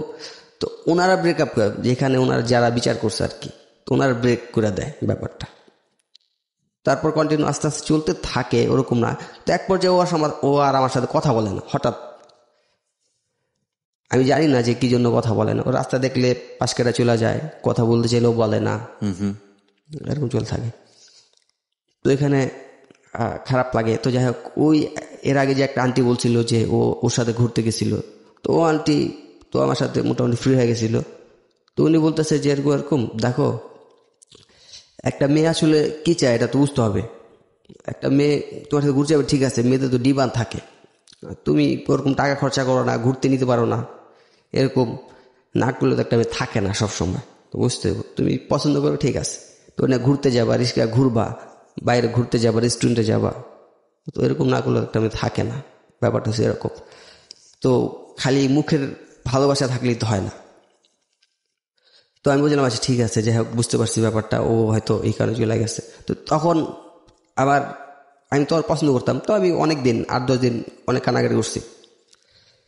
তো বাসায় কান্নাকাটি করছি। তখন 8-10 দিন তো আমি করে কাজ করি নাই, কাজে যাই নাই। তারপর থেকে কাজ যাওয়া শুরু করি। তখন মাথায় এরকম একটা চিন্তা থাকে যে আসলে এই টাকার জন্য কিন্তু আমি ওর পাইলাম না, বা ওর সাথে সম্পর্কটা আমার কন্টিনিউ হয় নাই।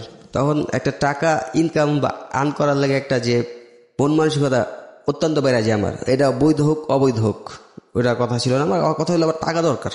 এরকম। তো জিত ছিল এরকম যে টাকার জন্য হয়তো ওর সাথে রিলেশনটা কন্টিনিউ হয় নাই, ব্রেক হয়ে গেছে মাঝখানে। তো তখন আমি মানে মাথায় আসে আপনার যেভাবেই হোক না কেন টাকা ইনকাম করতে হবে। নোট অন দ্যাট পয়েন্ট প্রিয় শ্রোতা, যেটা বলি সবসময় যে প্রত্যেকটা গোপন সত্যের পেছনে একটা শক্তিশালী ব্যাকগ্রাউন্ড থাকে, আর সেই সত্যটাই গোপন হয় যে সত্যের সাথে ভয়াবহ রকমের অপরাধ জড়িয়ে থাকে, কিংবা যে সত্য প্রকাশ পেলে ভয়াবহ রকমের অপরাধ হবার সম্ভাবনা থাকে।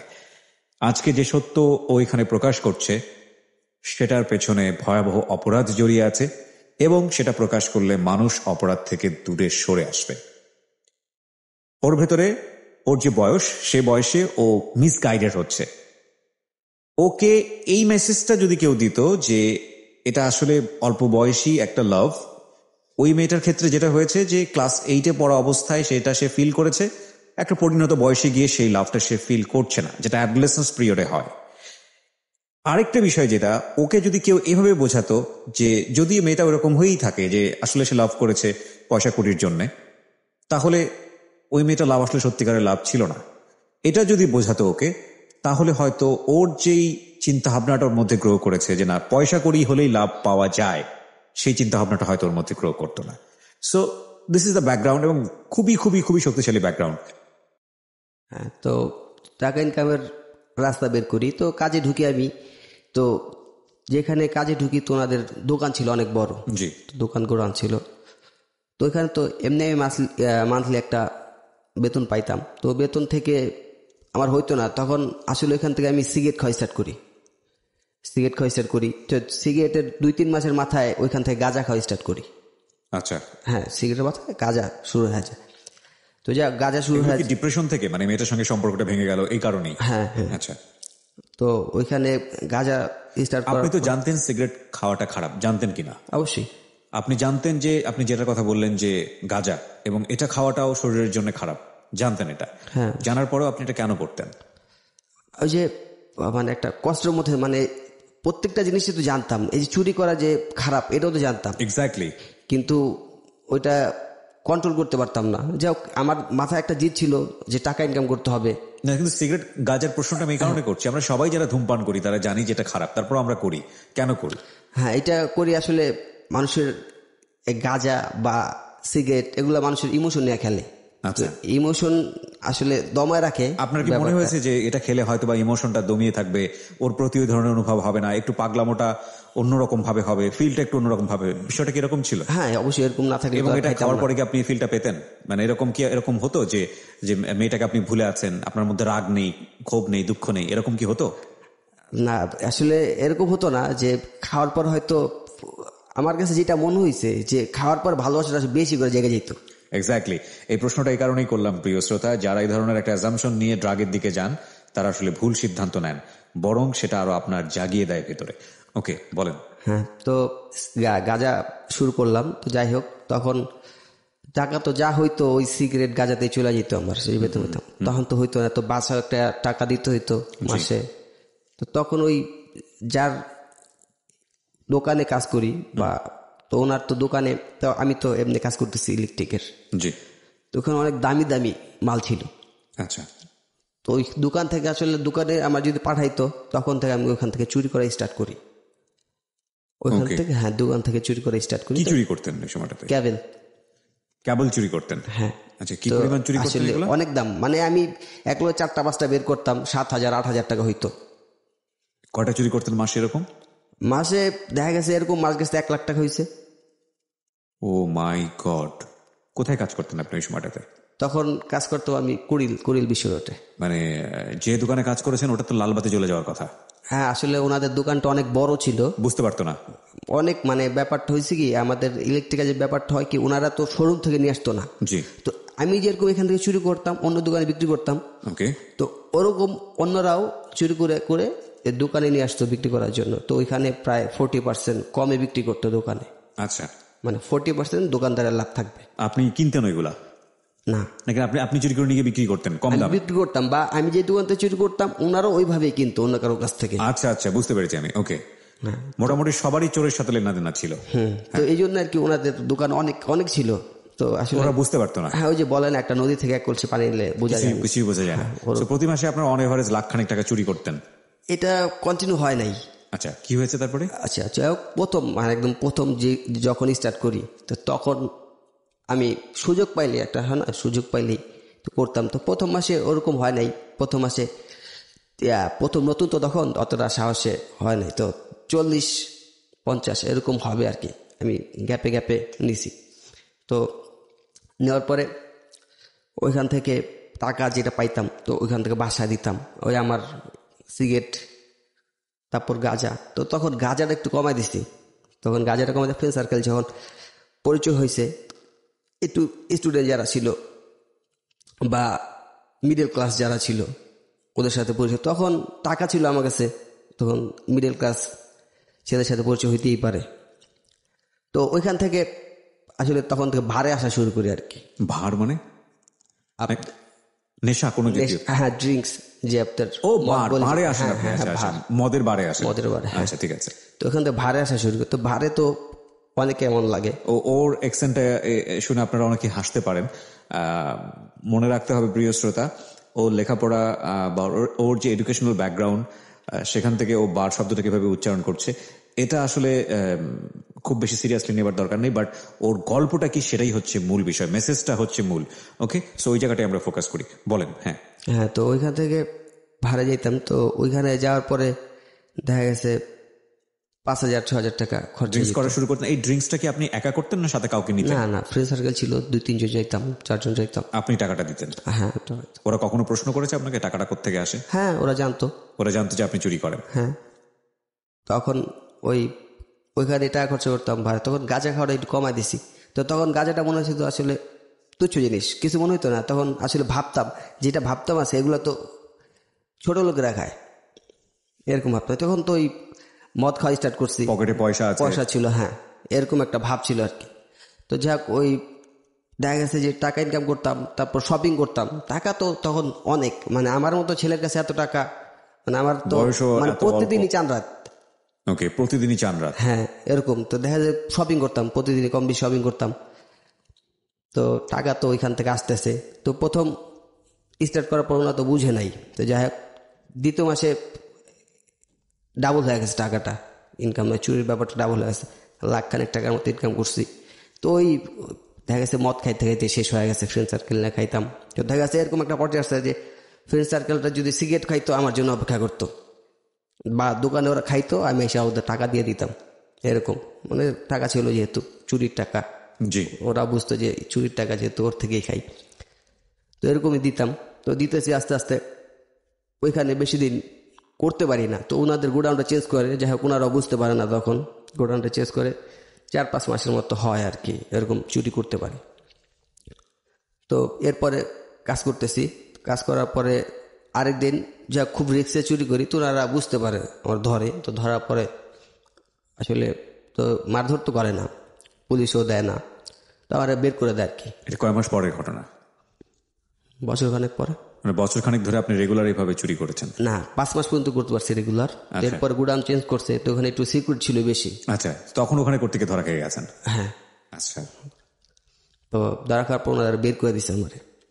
তো বের করে দেওয়ার পর তখন কাজের একটা যে সন্ধান করবো, টাকা তো দরকার, তখন তো ফ্যামিলিতে টাকা দিতেই হয় আমার।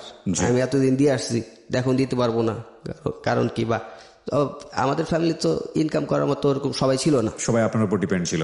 আমার উপর। হ্যাঁ, তখন ওই যে বোন আমাকে বড় করছিল, তো বিয়ে হয়ে গেছে, জি, তো ডিপেন্ড তো আমার উপরেই তখন ছিল, ফ্যামিলি চলতো তখন আমার উপরেই। তো ফ্যামিলি বলতে গেলে আমি আর আমার মা, এছাড়া আর কেউ ছিল না। আমার ভাই তো আমি একাই ছিলাম, বোন তো সবার বিয়ে হয়ে গেছে। তো আর দেখা গেছে যে আমার যেভাবে ঢাকায় তো ভাড়া থাকি, তো ভাড়ার টাকা তো মাসে জোগাড় করতেই হবে। এটা যদি কেমন হয়ে যায় তারপর তো জোগাড় করে দিতেই হবে, বাইরে আলাদা তো বাসাতে বের করে দিব, এরকম ব্যাপারটা। তো যাই হোক, ওইখানে এখন ইনকামের কোনো সোর্স খুঁজে পাইতেছিলাম না, যে কোথায় যাব, কি করব, মানে কাজের সন্ধানও খুঁজে পাইতেছি না তখন কি করব। তো তখন আমার এলাকা থেকে তো যাদের সাথে এতদিন ছিল সম্পর্ক, তো ওদের সাথে সম্পর্ক আস্তে আস্তে কমাই দিছি। তো ওই যে ওরা দেখা গেছে, ওই যে ওরা তো মিডল ক্লাস, ওদের টাকা মোটামুটি ফ্যামিলি থেকে যাই পায়, তো দেখেছে পকেট মানি যা পায় অ্যাভারেজ করে হয়তো যাইতে পারে ওরা মদ খাইতে, কিন্তু আমি তো সম্ভব না। বা এতদিন আমি যে ওদের খাওয়াইছি, ওরা যে জন্য আমাকে খাওয়াবে এরকমও তো আমি চিন্তা করি না। তো যা ফ্রেন্ড সার্কেলের এলাকাটা চেঞ্জ করলাম, অন্য জায়গায় চলে গেলাম। তো অন্য জায়গায় যাওয়ার পরে তো ওরা আসলে হ্যাঁ থার্ড ক্লাস বা লো ক্লাস চাই বলি, ওইরকমই ওরা। তো ওরা স্টার্ট ওদের থেকে যে ক্রাইমটা শুরু হয়েছে, তো ওরা এখান থেকেই দেখা গেছে এর আগে ওরা আগে পরে কয়েকবার করছে, মানে কিডন্যাপ যেটা বলি আর কি। কিডন্যাপ করেছে। আমি যদি এখানে একটু পজ দিয়ে আপনাকে পুরো বিষয়টা আরেকবার একটু জানার জন্য বলি, আপনি কাদের সঙ্গে মেশা শুরু করলেন ওই সময়টাতে যখন আপনার চাকরি নেই? হ্যাঁ, তখন আমার পাশের এলাকায় কিছু পরিচিত যারা এই কাজটা করতো, আপনি তখন জানতাম না। আপনি তখন জানলেন কিভাবে তাহলে? হ্যাঁ, আমি যখন ওদের এখানে ঢুকলাম, তো একসাথে চলাফেরা করতেছি, যাই হোক 2-3 মাস ওদের সাথে সম্পর্ক। তোরা ওদের বলতেছি, ভাই দেখ চাকরি বাকরি তো নাই, টাকা পয়সা দরকার, টাকা পয়সা না হলে তো ফ্যামিলিও চলতে পারতেছে না, নিজের পকেট খরচ চালাতে পারতেছি না। তো তখন এমনিও সিগারেট তো কন্টিনিউ হইতেছে, তখন তো মদেরও একটা নেশা ছিল হালকা, তেমন নেশা ছিল না যে খাইতে হইবই এরকম কিছু না। তো হয়তো তখন দেখা যাচ্ছে 2-3 দিন পর খাইতাম, এখন তো মাছও খাইতে পারতেছি না। তো চিন্তা ভাবনা হয় যে মাসে একবার খাবো আর কি এরকম।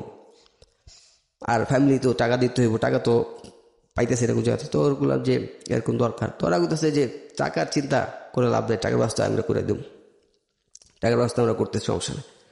তো আমি বললাম কি টাকার কীভাবে ব্যবস্থা?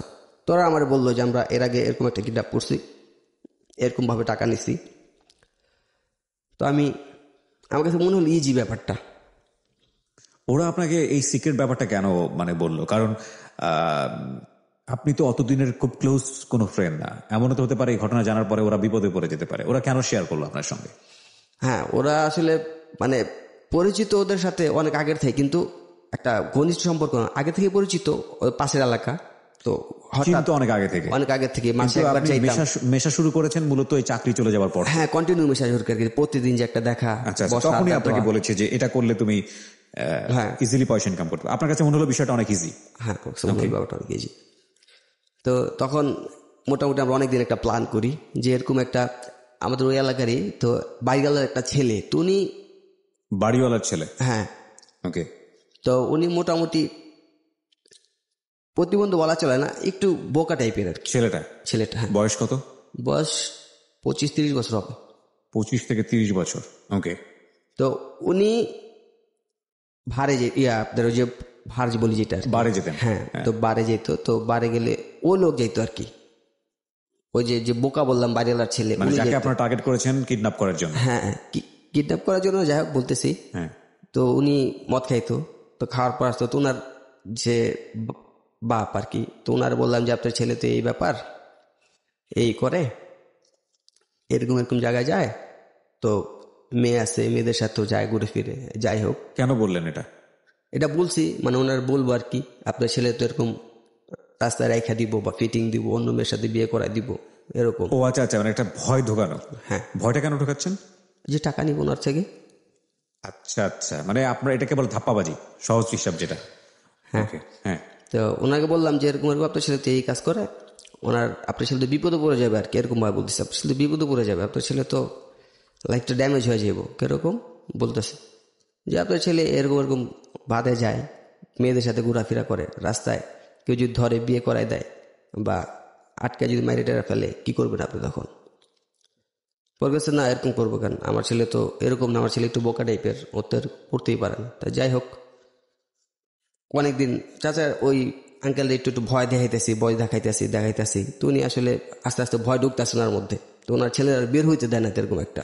তো যাক, ওনার ছেলে তো যায় মদ খায়, বোকা হইলেও মদ খায়, আছে ফ্রেন্ড সার্কেল যারা আছে ওনার সাথে মদ খায়।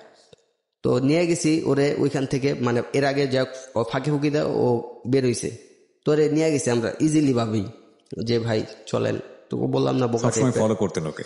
হ্যাঁ, ওকে ভাই চলেন, মানে পরিচিতই বলতে গেলে, মানে মুখে চিনি আর কি এরকম এলাকার মধ্যে।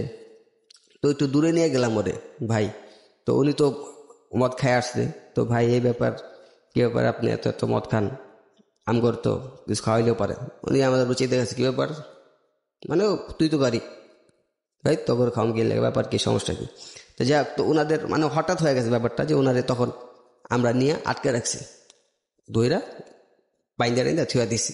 তো মাঠ ছিল আমাদের একটা এলাকা, একটা মাঠ ছিল জঙ্গল টাইপের বলতে গেলে একটা পরিত্যক্ত খালি বাড়ি যদি পুরা থাকে ওরকম। তো ওখানে যা কোনো বাইন্দা থুয়া দিছি। তো আঙ্কেলের ফোন দিছি, এরকম আপনার ছেলের তো এরকম জায়গা পাইছি। পরিচয় দিয়েই ফোন দিছেন নাকি অপরিচিত হিসেবে ফোন দিছেন? পরিচিত হয়েই ফোন দিছি। মানে যারা মানে আপনি যে কথা বলতেন তো আপনি নিজের পরিচয়? হ্যাঁ, মানে এর আগে তো ওনাকে ভয় ঢুকাইতাম, এরকম আপনার ছেলের তো এরকম পাইছি। তো ওনার তো আগে থেকে বলতাম যে আপনার ছেলের পাইলে কিন্তু এরকম মানে ফিটিং দিব আর কি।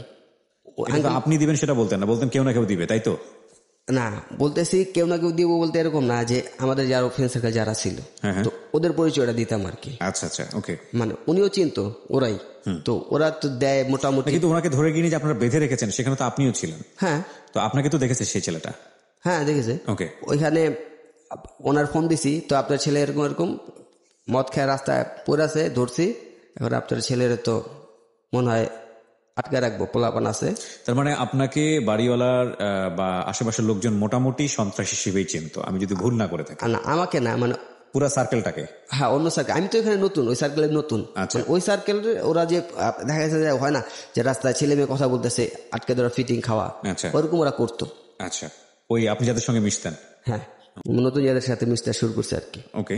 তো তখন এলাকায় সবাই কম বেশি এরকম ভাবেই চিনে। তো আমি বললাম যে এরকম তো ধরছে আপনার ছেলের, তো এরকম আটকাইবো। এর ছাড়া কয়েকবার আপনার মেয়েটের সাথে ধরছে বা দেখছে, ওরা তো এলাকার হিসেবে আপনার ছেলের তেমন কিছু কয় নাই। কিন্তু এখন তো কিছু পাবো না, আপনার ছেলের তো মনে হয় মেয়েটে দেখা বিয়ে টিয়ে পড়াই দিব। যাই হোক, এরকম বললাম যে এরকম অন্য মেয়েটে দেখে বিয়ে টিয়ে পড়াই দিব, আপনার তো এখন কিছু করা উচিত। পরে কথা হচ্ছে কিছু করা উচিত, আমি কি বুঝেন না, এলাকার পোলাপান ওরা তো জানেনি, কমই সবাই জানে ওরা এই কাজ করে, কিছু করা উচিত। তো যে উনি মানে ওরকম কিছু করবো না।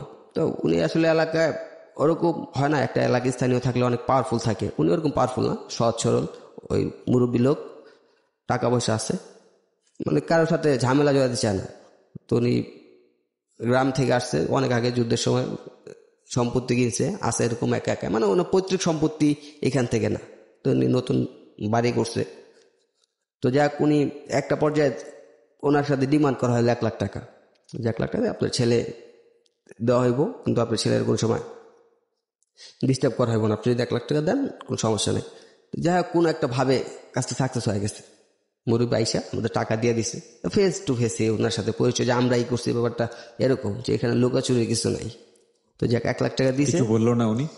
না, উনি কি বলবে, ওনার ছেলে তো এরকম আমরা যে কোনো টাইপ, কারণ ওনার ছেলের বিয়ে করায় যদি দিয়ে দিই আমরা, এরপর তো আর কিছু করা থাকে না, পারলেই সম্ভব, আমরা ইচ্ছা করলে করতে পারি। কিন্তু উনি তো চাইলে পুলিশের হেল্প নিতে পারতেন, লোকজনের হেল্প নিতে পারতেন, উনি বাড়িওয়ালা, ওখানকার স্থানীয় মানুষ। হ্যাঁ, উনি আসলে ইচ্ছা করলে পুলিশের হেল্প নিতে পারতো, কিন্তু উনি নেয় নাই। কারণ উনি চিন্তা করছে যে পুলিশের হেল্প নিয়ে ওদের কাছে দিলে ওরা তো নেক্সট টাইম আসতেও পারে, আর ওরা জানে যে এলাকার পোলাপানোর এই টাইপের। তো দেখা গেছে যে ওরা তো জামিন আসতে পারে, এখন নাহলে জেলে দিয়ে দিলাম 5-6 মাস বা 1 বছর পরও জামিন আসতে পারে, তো একটা ক্ষোভ থাকতে পারে। আপনারা কোথায় থাকতেন, আপনারা কোথায় ভাড়া থাকতেন বা কি করতেন, এটা কি বাড়িওয়ালা চিনতো না, জানতো না যে বাড়িওয়ালার সাথে আপনারা এটা করতেন? না, ভাড়া থাকতো না, ভাড়া যে কোথায় থাকেন কোথায় সেটা জানতো, কিন্তু এলাকায় যে থাকে এটা জানতো। ওকে। তো আপনার যাক, ওনার সাথে কোনোভাবে 1 লাখ টাকা নিয়ে নিলাম ওনার থেকে। তো কিন্তু আপনাদের ভয় করেননি যে এই যে ঘটনাটা আপনারা ঘটাচ্ছেন, এই লোকটা আপনাকে চিনে, আপনারা ফোন করে বলতেছেন আপনারা কোথায় আছেন, টাকা পয়সা কোথায় দিতে হবে, ইন দ্য মিন টাইম যদি পুলিশের সাথে করে নিয়ে আসে, আপনাদের এটা ভয় করেনি?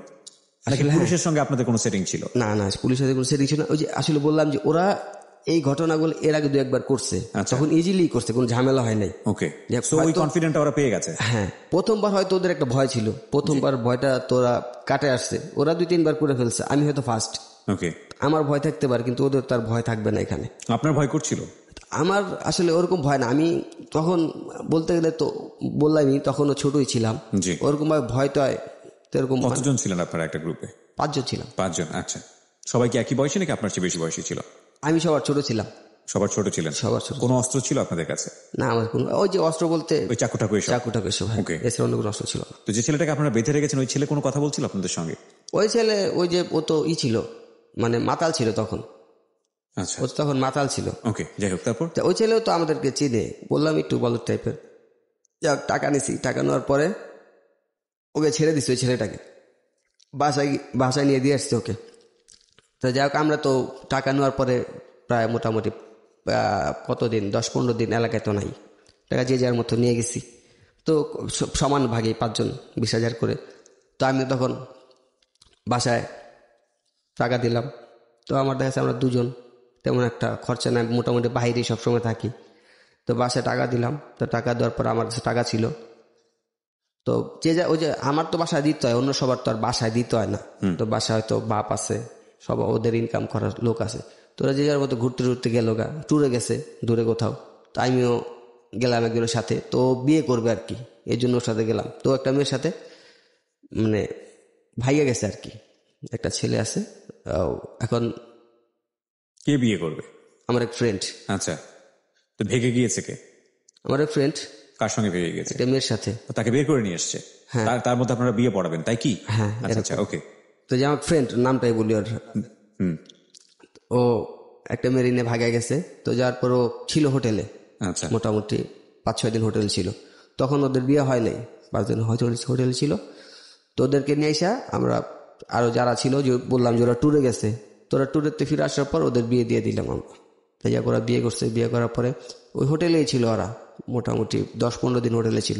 10-15 দিন পর হোটেল থেকে ওদেরকে ধরে পুলিশে নিয়ে গেছে। আচ্ছা, হোটেল থেকে। তো হোটেল থেকে পুলিশে নিয়ে গেছে। তো পুলিশে নেওয়ার পরে যে কমপ্লেন করছে মেয়ের বাপ মা, ওরকম ভাবে না, হোটেল থেকে এমনি নিয়ে গেছে। তো নিয়ে যাওয়ার পর ওদের ফ্যামিলির কাছে ফোন দিয়েছে। তো ফ্যামিলি গেছে, আমরাও গেছি। তো যাই ওখান থেকে টাকা পয়সা দিয়ে ওদের ছাড়া নিয়ে আসা হয়েছে। তো সবাই জানে বিয়ে হয়ে গেছে ওদের। তো যাক, বিয়ে হয়ে গেছে, ওরা আলাদা সেটেল হয়ে গেছে। তো আমার ওই ফ্রেন্ড যে বিয়ে করছে আর কি, তোর কাছে এর আগেও কয়েকবার করছে, তোর কাছে টাকা ছিল, কইছে ভাই আমি তো বিয়ে করে ফেলছি, এখন তো এসব সম্ভব না, আর একটা ব্যবসা করি। কি ভাই, কি ব্যবসা করবেন বলেন? পরে বলছে ফেন্স রিলে ব্যবসা করবে। যে ফ্রেন্ডটা বিয়ে করে ধরা খেলো? হ্যাঁ হ্যাঁ, আচ্ছা, যার কথা আপনি বলছিলেন একটু। হ্যাঁ। তো বলছে ফেন্স রিলে ব্যবসা করবে। আর তো ফেন্স রিল ব্যবসার সাথে তো আমার ওরকম অভিজ্ঞতা নাই, বুঝিও না। তো আসলে আমার ওই ফ্রেন্ড, চুরির সাথে অভিজ্ঞতা হয়েছে, ড্রাগের সাথে অভিজ্ঞতা হয়েছে, কিডন্যাপের সাথে অভিজ্ঞতা হয়েছে, কিন্তু এই ব্যবসার সাথে কোনো অভিজ্ঞতা হয়নি, ড্রাগ ব্যবসা। এই ব্যবসার কোনো অভিজ্ঞতা নেই।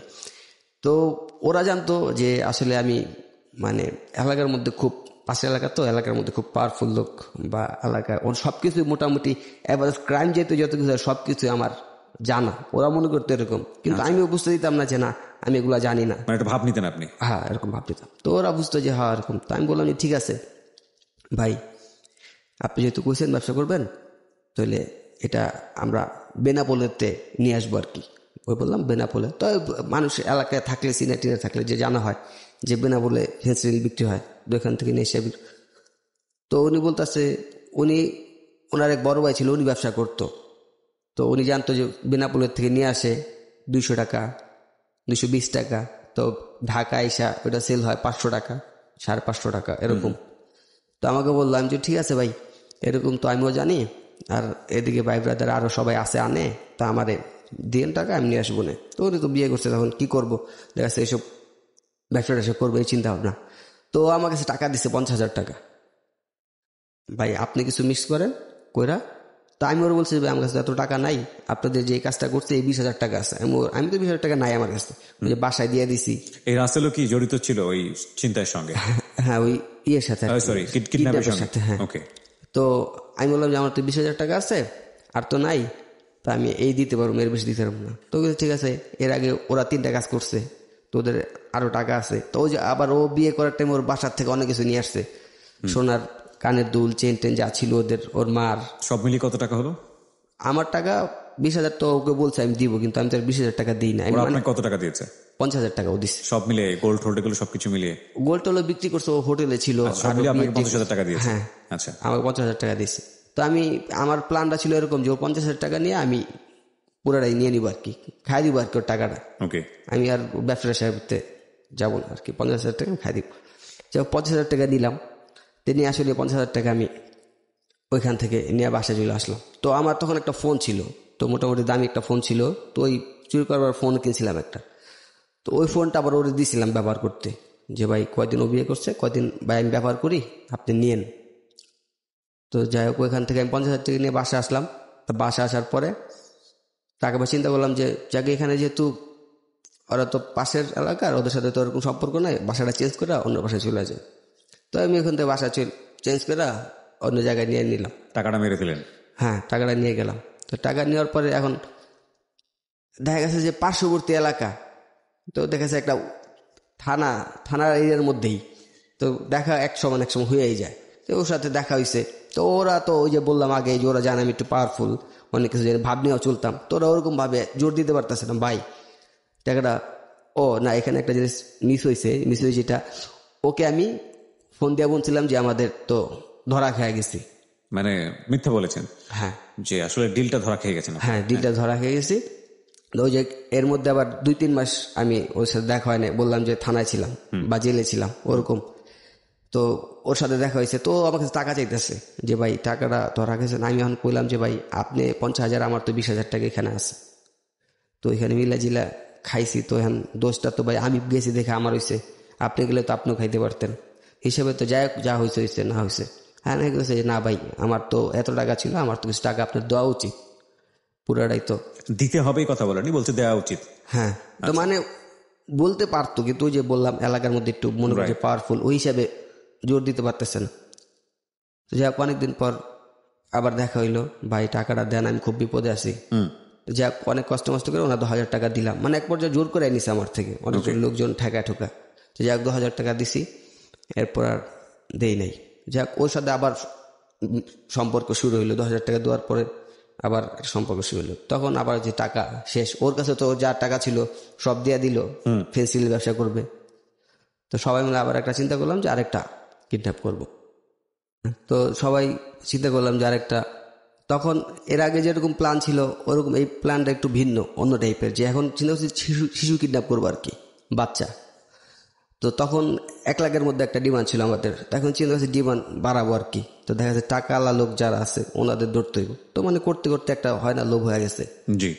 তো শিশু কিডন্যাপ করবো, তো এলাকায় আমরা টার্গেট করতেছি কাকে কিডন্যাপ করা যায়, কার ছেলে, কার কাছে টাকা আছে। তো যাই হোক 1 মাসের মতো আমরা প্ল্যান করলাম, তো একজনকে সিলেক্ট করছি, প্ল্যান করলাম যে করতে হবে কিভাবে, সবকিছু একটা প্ল্যান করলাম, কোথায় রাখবো ছেলেটাকে, কিভাবে যাবো। তখন একটা পুলিশের ভয় ছিল যে যদি টাকা রিসিভ করতে যাই তখন যদি ওনারা পুলিশ নিয়ে আসে বা মোবাইল ট্র্যাক করবে, মানে তোরকম তখন আসলে হইতে একটা অভিজ্ঞতা হয়ে গেছে, মোবাইল ট্র্যাকের ব্যাপারটাও চলে আসছে, যে কিভাবে করলে কিভাবে মোবাইল ট্র্যাক করতে পারে, সব চিন্তা ভাবনায় মাথায় নিয়ে কাজ করতেছি।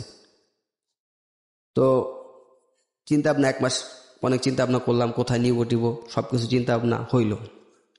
এখন যে ছেলেটা কিডন্যাপ করেছে ও মোটামুটি পরিচিত বলতে সবাইরে মুখে চিনে, সবাইরে না 3 জনরে চিনে মুখে। আপনাদের টিমের? হ্যাঁ, আমাকে চিনে না, আরেকটা ছেলে আছে ওকে চিনে না, সেটা 3 জনকে চিনে। বয়স কত ছেলেটার? ছেলেটা তখন 8 বছর। 8 বছর বয়স। আপনাদের এলাকারই। ওকে। বাবা কি করতো? ওর বাবা ব্যবসা করতো, আপনার মোটামুটি অবস্থা সম্পন্ন? হ্যাঁ, স্থানীয়, বাড়ি আছে। আর আপনার মাছের ব্যবসা করতো।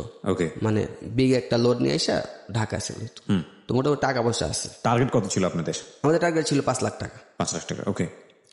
তো ওরে সবাই পরিচিত, মানে মোটামুটি 3 জন পরিচিত, তোরে টার্গেট করছে মানে কিভাবে নিয়ে আসবো আর কি, অনেকক্ষণ চিন্তা ভাবনা করে। তো ও ছেলেটা তখন আপনার এই কি বলে রেসলিং খেলা দেখতো, তো কিছু রেসলিং এর যারা আছে ওর পছন্দ করতো, তারপর আপনার সিঙ্গারদের গান শুনতো।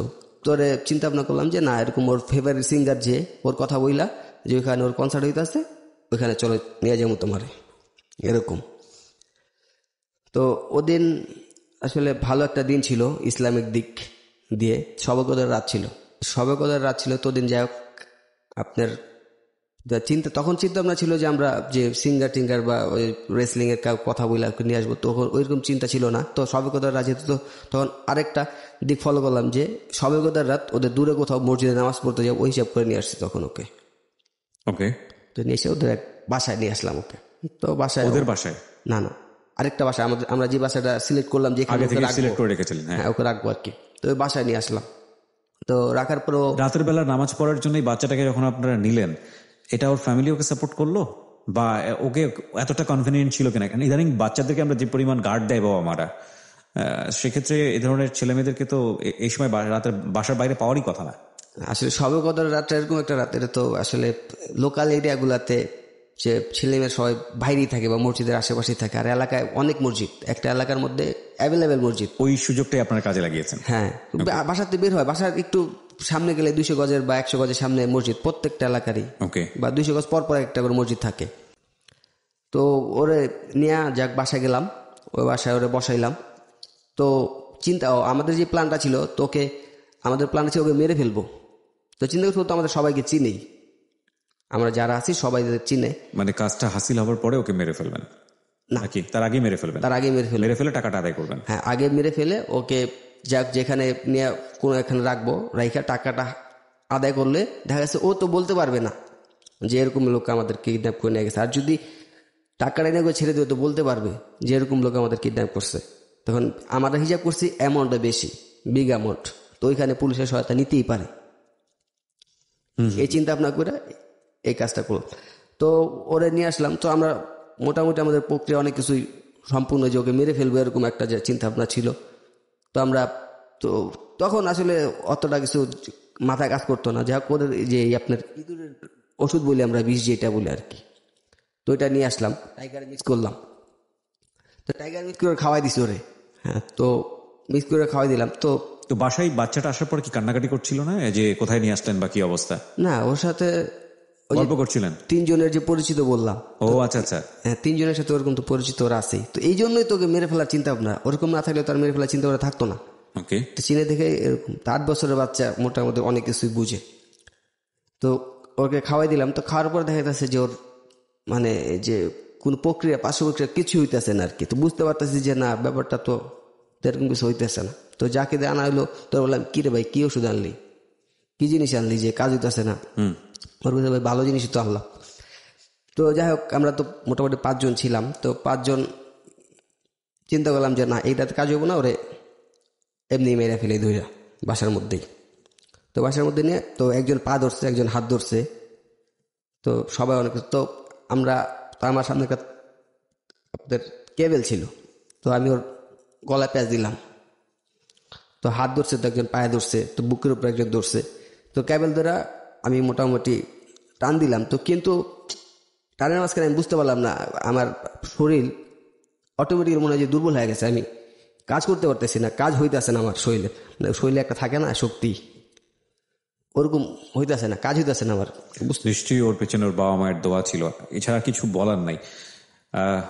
মানে কোনো কিছু মাথায় আসছে না কিভাবে বললে আসলে এটা বলা হবে আমার দিক থেকে। যাই হোক, বলেন তারপর। যাই হোক, মোটামুটি প্রথম পর্যায়ে তো আমি যেটুকু বুঝলাম যে ওর আসলে আজরাইল হয়তো ওর কাছাকাছি চলে আসছিল, ওইখান থেকে আমি রিল্যাক্স হয়ে গেলাম। মানে আমার বললাম যে হাত কাজ করতেছে না, মানে হাতের যে একটা শক্তিটা পাইতেছি না, টানতে আমি যে ক্যামেরা টান দিব, তারটা টান দিব, পারতেছিলাম না। তো আরেকটা ব্যাপার, অলৌকিক ব্যাপার যেটা হলো, তারটা খুব মোটা ছিল। তো মাঝখানে তারটা ছিঁড়ে গেছে, খুব মোটা, মানে ছিঁড়া অসম্ভব, যাক ছিঁড়ে গেছে। তো আমি ওখানে রাখলাম। তো রেখে বললাম যে ভাই, এর আসলে আমার পক্ষে পসিবল না, আপনারা যদি করেন ভাই করেন, আমি চলে যাই। আমি আসলে আবার মানে তখন আমার খুব ভার হয়ে গেছে শরীর, বুঝতে পারতেছি যে এটা আসলে আমার পক্ষে সম্ভব না, এটা করা উচিত না। তো আমি বললাম যে ভাই আপনারা করেন, আমি চলে যাই। তারা আছে যে না, এই পর্যাহান তো এইখানে এই জায়গায় চলে যাবো, এটার মানে কি? এত দূর আসলাম, এত কিছু প্ল্যান করলাম, এখন এই জায়গায় চলে যাবো। আর বাচ্চা তো তখন বেঁচে আছে। ওকে কোন রকম কান্নাকাটি করছে, ভয় পাচ্ছে? মানে মুখে হাত দেওয়া ছিল, মানে ও প্রেশার দিতেছে ছুটার জন্য আর কি। আর ওর মুখে হাত দেওয়া আছে, তো ও যে চিলেছিল এরকম অবস্থান। তাই আমি বললাম যে ভাই আপনারা করেন, আমি চলে যাই। এখন কোথাছে যে এখন যদি ওরা থুয়া যাই তো এখন তো বিপদে পড়বো আমরা, কারণ ও তো সবাই চিনে, বাসা যায় বলে দিব। তো আমি করলাম ভাই আপনারা চা করেন, আমার পক্ষে সম্ভব না, আমি চলে যাই। তো যাই হোক, আমি দরজা খুলছি। তো দরজা খোলার পরে আমি বের হয়ে যাবো আর কি। তো এইটা আমি, ওরাও কি মনে করে ছেড়ে দিছে, ছেড়ে দিয়ে আমরা সবাই বের হয়ে গেছি গা, ওইখান থেকে বের হয়ে গেছি গা। ও এখানে একটু মিস্টেক হয়েছে। তো ওকে রাখার সময় এই যখন ওকে মারবো চিন্তা ভাবনা, এর আগে ফোন দেওয়া হয়েছে ওর বাসায়। ওর আগে ফোন দিয়ে ফেলেছেন অলরেডি? এর আগে ফোন দিয়ে ফেলছি যে দেখুন আপনার ছেলের এরকম কিডন্যাপ করা হয়েছে, আপনি ছেলের নিতে হইলে টাকা লাগবে 5 লাখ টাকা। আর আপনাদের সব সম্বন্ধে আপনাদের যা আছে সবই আমরা জানি। আপনার প্রত্যেক সেকেন্ডের আপডেট আমার কাছে আসতেছে, আপনি কি করবেন না করবেন সব আমাদের কাছে আসতেছে। আপনি অন্য কোনো চিন্তা ভাবনা করেন না, যেটা বলতেছি টাকা ম্যানেজ করেন, আজ হোক আগামীকাল হোক, যখনই দেন টাকাটা ম্যানেজ করেন। আর আপনি যদি আপনার কি বলে ডান হাত থেকে বাম হাতে বলেন ব্যাপারটা, আমার কাছে কিন্তু আপডেট চলে আসবে। আপনি কাউকে বলার চিন্তা ভাবনা করেন না, যেভাবে আছেন ওইভাবে কাজ করেন। তো ওই চিন্তা ভাবনা করলাম যে বলা যেহেতু হয়ে গেছে, এখন কাজটা করে ফেলতে। তো বললামই যে কাজটা আমার পক্ষে সম্ভব হয় নাই। তো আসলে আমারও তখন মাথায় চিন্তা ভাবনা যা বলছি সবাই তো সব কিছু বুঝলেই দিছি, চলে আসি তখন। তো বের হয়ে চলে আসছি ওইখান থেকে বের হয়ে এসে পড়ছি। তো বের হয়ে আসার পরে এখন ওর যে ফ্রেন্ড সার্কেল যারা ছিল, তো ফাইন, যেহেতু আপনি এটা বলে দিয়েছেন ওর বাবা মাকে, এবং তারপরে ছেলেটার বেঁচে থাকা মানে হচ্ছে নিশ্চিতভাবেই আপনাদের পরিণতির দিকে আগায় যাওয়া। এটা কি ওই সময়টাতে জানতেন যে বড় রকমের একটা বিপদ হতে পারে আপনাদের জন্য? আমি খুব বাজে এবং নিষ্ঠুর টাইপের একটা প্রশ্ন করছি। আমি জানি যে আপনারা খুব ইমোশনাল জায়গাটাতে আছেন এবং উনি যে কনফেসটা করছে এখানে সেটা মেনে নেওয়ার মতো অবস্থাতে নেই, কারণ অনেকের বাসায় বাচ্চা আছে। কিন্তু এটা নির্মম সত্য। নির্মম সত্যকে আমরা আপনাদের সঙ্গে ফোকাস করছি এই কারণে, যাতে করে এই ভুলগুলো কারো জীবনে না হয়। কারণ আপনারা জানেন না যে এরপরে ওর ব্যক্তি জীবনে কি ঘটনা ঘটেছে। আমরা সেই দিকে যাব, যেটাকে আমরা বলছি যে প্রত্যেকটা অপ্রিয় গোপন সত্যের পরিণতি কি হতে পারে, সেই পরিণতি আমরা দেখাবো একটু পর। হ্যাঁ বলুন। তারপর আমি তো বের হয়ে আসলাম ওইখান থেকে, যারা আসলাম সবাই বের হয়ে আসছি। তো সবার মধ্যেই একটা যে ভয়, যে কাজটা যে করতে পারলাম না, ও তো বাসা গিয়ে বইলা দিব। মূলত যে তিনজনের চিনেও ওই তিনজনের বেশি আতঙ্কের মধ্যে রয়েছে, যে ওরা তো চিনেই, আমাদের তো একবার দেখছে, যে আমাদের অ্যাড্রেস ওরকম ভাবে জানে না। আর ওই তিনটা ছেলের অ্যাড্রেসও জানে, ওর বাপকে মাকে সব কিছু জানে। তা আমরা দুজন যারা আছে ওদেরকে জানে। তারপর আমাদের মধ্যে তো একটা ভয় কাজ করতেছে, কারণ ওদের তিনজনের যে কোনো একদিন ধরা খাইলে আমরা তো ধরা খাইতে পারি, বুঝলেন? তো ওদের মধ্যে আমার একটা মোটামুটি মানে হয়ে গেছে এরকম, আমি এক দল হয়ে গেছে, চারজন এক দল হয়ে গেছে, মানে সম্পূর্ণ দোষটা আমার উপরে তখন। মানে ওই যে কাজটা আমার থেকেই সরে আসতে হয়েছে। তো ওরা চারজন মানে আমার উপরে এসে দিয়েছে, আসলে আপনি ভাই কাজটা করতে পারেন নাই, এখন আপনার লাগে সমস্যা। তাই যাই হোক, আমি কোনো মতে ওদের থেকে ওইখান থেকে চলে আসি। চলে আসার পর অনেকদিন সময় যায়। তো সময় মানে 1 মাসের মতো ওদের সাথে আর যোগাযোগ হয় না। 1 মাস অনেক গ্যাপ, একবার সমস্যা হয় না। তো এর মধ্যে আমি এলাকায় মোটামুটি আরও কিছু ওই ক্রাইম হয়ে যায়, যেরকম আপনার ছিনতাই বলেন, বা কোনো ছেলের সাথে মেয়ে দেওয়া ফিটিং, এগুলো করতে থাকেন র্যান্ডামলি? হ্যাঁ, 1 মাসের মতো এরকম করতে থাকি। তো টাকা ইনকাম করতে হবে, টাকা দরকার তখন। এই টাকাটা কিসের জন্য দরকার ছিল তখন? আমার তো ফ্যামিলির ডিপেন্ডেন্ট, আমি তো ফ্যামিলি আমার একটা মারাত্মক বিষয় খেয়াল করেন। ওর অপরাধের প্রথম দিককার ধরন ছিল যে অপরাধ করছে শুধুই নেশা করার জন্য, ড্রিঙ্কস করার জন্য, এবং অপরাধ করছে পয়সা ইনকাম করে সেগুলো কি বলা যায় মানে নিজের জন্য ব্যয় করার জন্য। কিন্তু এখনও অপরাধ করতে বাধ্য হচ্ছে ওর ফ্যামিলি চালানোর জন্য, ওর ফ্যামিলিকে পয়সা দিতে হয়। তার মানে দেখুন, এই একটা অপরাধের দুটো সাইড। একটা হচ্ছে যেখানে সে অপরাধটা করছে সেখানে সে পাপ করছে এবং সেখানে সে ভয়াবহ বাজে কাজ করছে, কিন্তু এই পয়সাটাই যখন সে তার মায়ের কাছে দিচ্ছে, সে মায়ের প্রতি দায়িত্ব পালন করছে। কিন্তু এটা কোনোভাবেই মানে অ্যাকসেপ্টেবল না। ইভেন ওর মাও যদি জানতো যে এই পয়সাটা এভাবে আসে, আমার মনে হয় না যে ওর মা 1 পয়সা নিজের জন্য ব্যয় করতো। আপনার মা কি জানতো এই সময়টাতে? না, জানতো না। ওকে, বলেন তারপর। আমার মা তো জানতো যে আমি কাজ করতেছি, যে কাজটা করতেছি। রাইট, ওই কাজ করে করে আপনি তাকে পয়সা দিচ্ছি। হ্যাঁ, এরকম। তো উনিও মাঝে মধ্যে সন্দেহ না, উনি অনেক সময় আমার উপরে রাগ করতো যে বেলা হয়ে গেছে অনেক, দেখা যাচ্ছে আমি 11টা 12টা, কোনো দিন 11টা 12টা পর্যন্ত ঘুমাইতাম। এত বেলা হয়ে গেছে, কাজ যেতেছিস না, 1 সপ্তাহ এরকম হয়ে গেছে, তো কাজ যেতেছিস না, কি ব্যাপার, টাকা পাচ্ছিস কোথায়, এরকম কথাবার্তা। তো তাও আমি বুঝাইতাম যে কাজ নাই, 1 সপ্তাহ তো কাজ নাই, সমস্যা কি, আর বাইরে কাজ করলে মিল্লা জিল্লা হয়ে যায়, যে কোনোভাবে বুঝাইতাম আমাকে। তো তখনও তো টাকা ইনকামের যে একটা সোর্স তখন পাইতেছিলাম না। তখন এই কারণে মানে এই যে ছিনতাই করা, মানে ছিনতাইটা খুব কম। ছিনতাই বলতে গেলে ওই যে একটা মেয়ে একটা ছেলে ফিটিং দেওয়া, মানে ওইটা চিন্তাই বলা একসাথে চলে। বসে থাকা দেখলে ধরে নিয়ে গিয়ে ঝামেলায় ফেলে দিতেন। হ্যাঁ, মানে নির্জন কোনো একটা থাকলে, হ্যাঁ এরকম। জি। তো আপনার ওর তখন আমার কাছে এই কাজটা আমার কাছে নিকৃষ্ট মনে হইতো যে কাজটা করতেছি, কিন্তু আমার পক্ষে এছাড়া অন্য মানে দেখা যায় আদার সাইডে আমি কাজ খুঁজতাম, পাইতাম না। কিন্তু এছাড়া আমার কাছে আর, কারণ আমার বাসায় যাই হোক বললাম না, যেহেতু কেমন তো হয়ে যায় আমার মাস শেষে এমন একটা ফিক্সড একটা অ্যামাউন্ট দিতেই হবে, কারণ বাসা ভাড়া আছে, বাসা একটা খরচা আছে, দিতেই হবে যদি কেমন তো হয়ে যায়। তারপরেও দেখা গেছে এরকম একটা ব্যাপার ছিল। তো এই জন্য টাকা তো আমার জোগাড় করতে হবে। দেখা গেছে যে এছাড়া আমার আউটসাইড থেকে টাকা দেওয়ার মতো কেউ নাই। ওকে। তো তারপরে আমার কাছে ভালো লাগতো না এই কাজগুলো করতে, তো বাধ্য হয়ে করতাম, টাকা দরকার।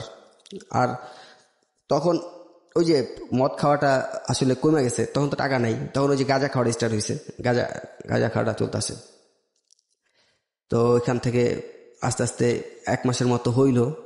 তো হঠাৎ একদিন আমার এলাকাতেই বুঝতে পারছি, মানে সিভিল টিম আর কি, পুলিশের যে সিভিল টিম থাকে বা এসবি যে আর কি বলে, স্পেশাল ব্রাঞ্চ।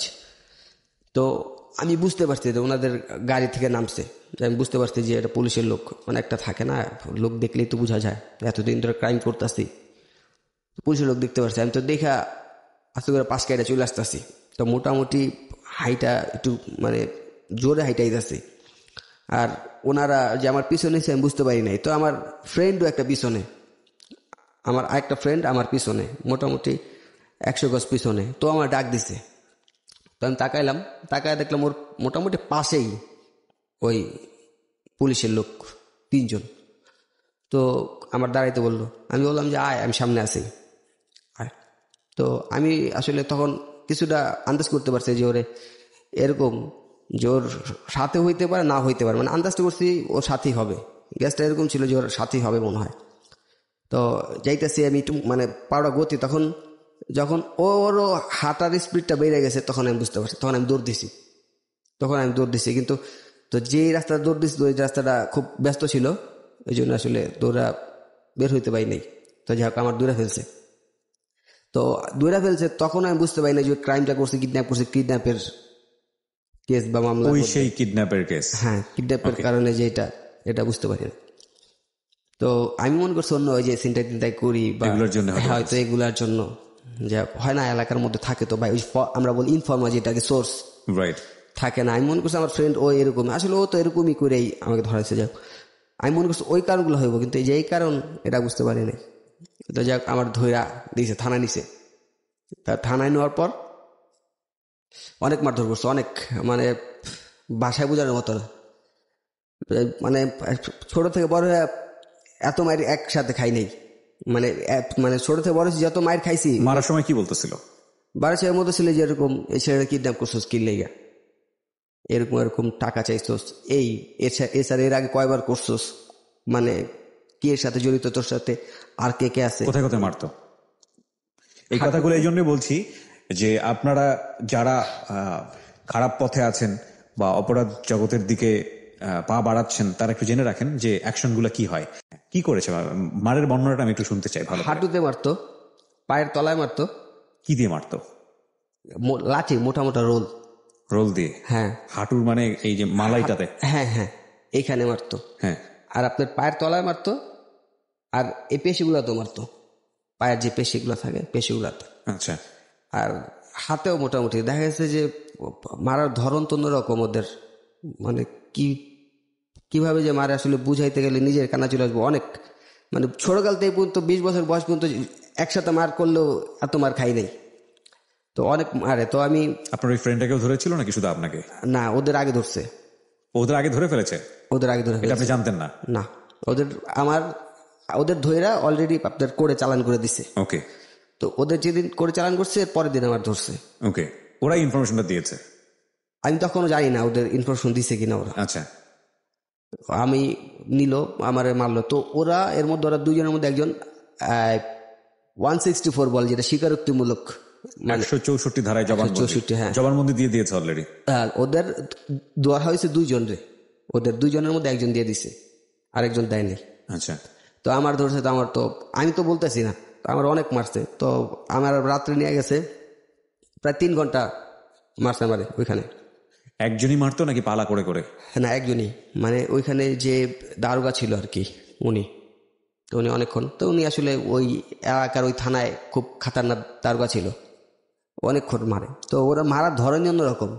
তো আমি ওই 3 ঘন্টা মারার পর যে বসুব না দাঁড়ামো পসিবল না, মানে শুয়ে রয়েছি, দাঁড়ানো সম্ভব না আর বহা সম্ভব না, এরকম মারা মারছে।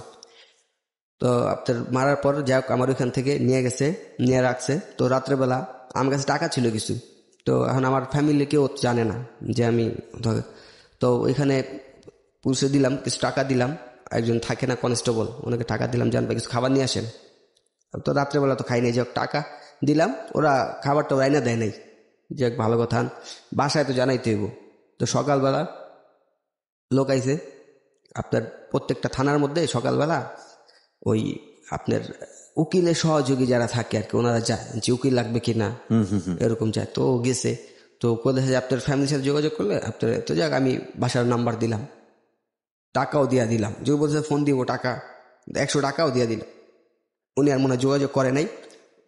তো ওইখান থেকে আমার নিয়ে গেছে, করে নিয়ে গেছে। তো আমি তো দাঁড়াইতে পারতেছি না, পরদিন সকালেই দাঁড়া সব, তো আমার মোটামুটি ধৈর্য নিয়ে গেছে, তো গাড়িতে উঠে গেছি, ওই থানা পর্যন্ত গেছি, কোর্ট পর্যন্ত গেছি আর কি, করে যাওয়ার মধ্যে আমার বাসায় ওই আমার বোনের হাজবেন্ডের বলা হয়েছে, তো বোনের হাজবেন্ডের নাম্বার দিছে আমি, ওনারা বলা হয়েছে, তো উনি আইসা পড়ছে। তো উনি আসছে, আসার পরে উকিল ধরা হয়েছে।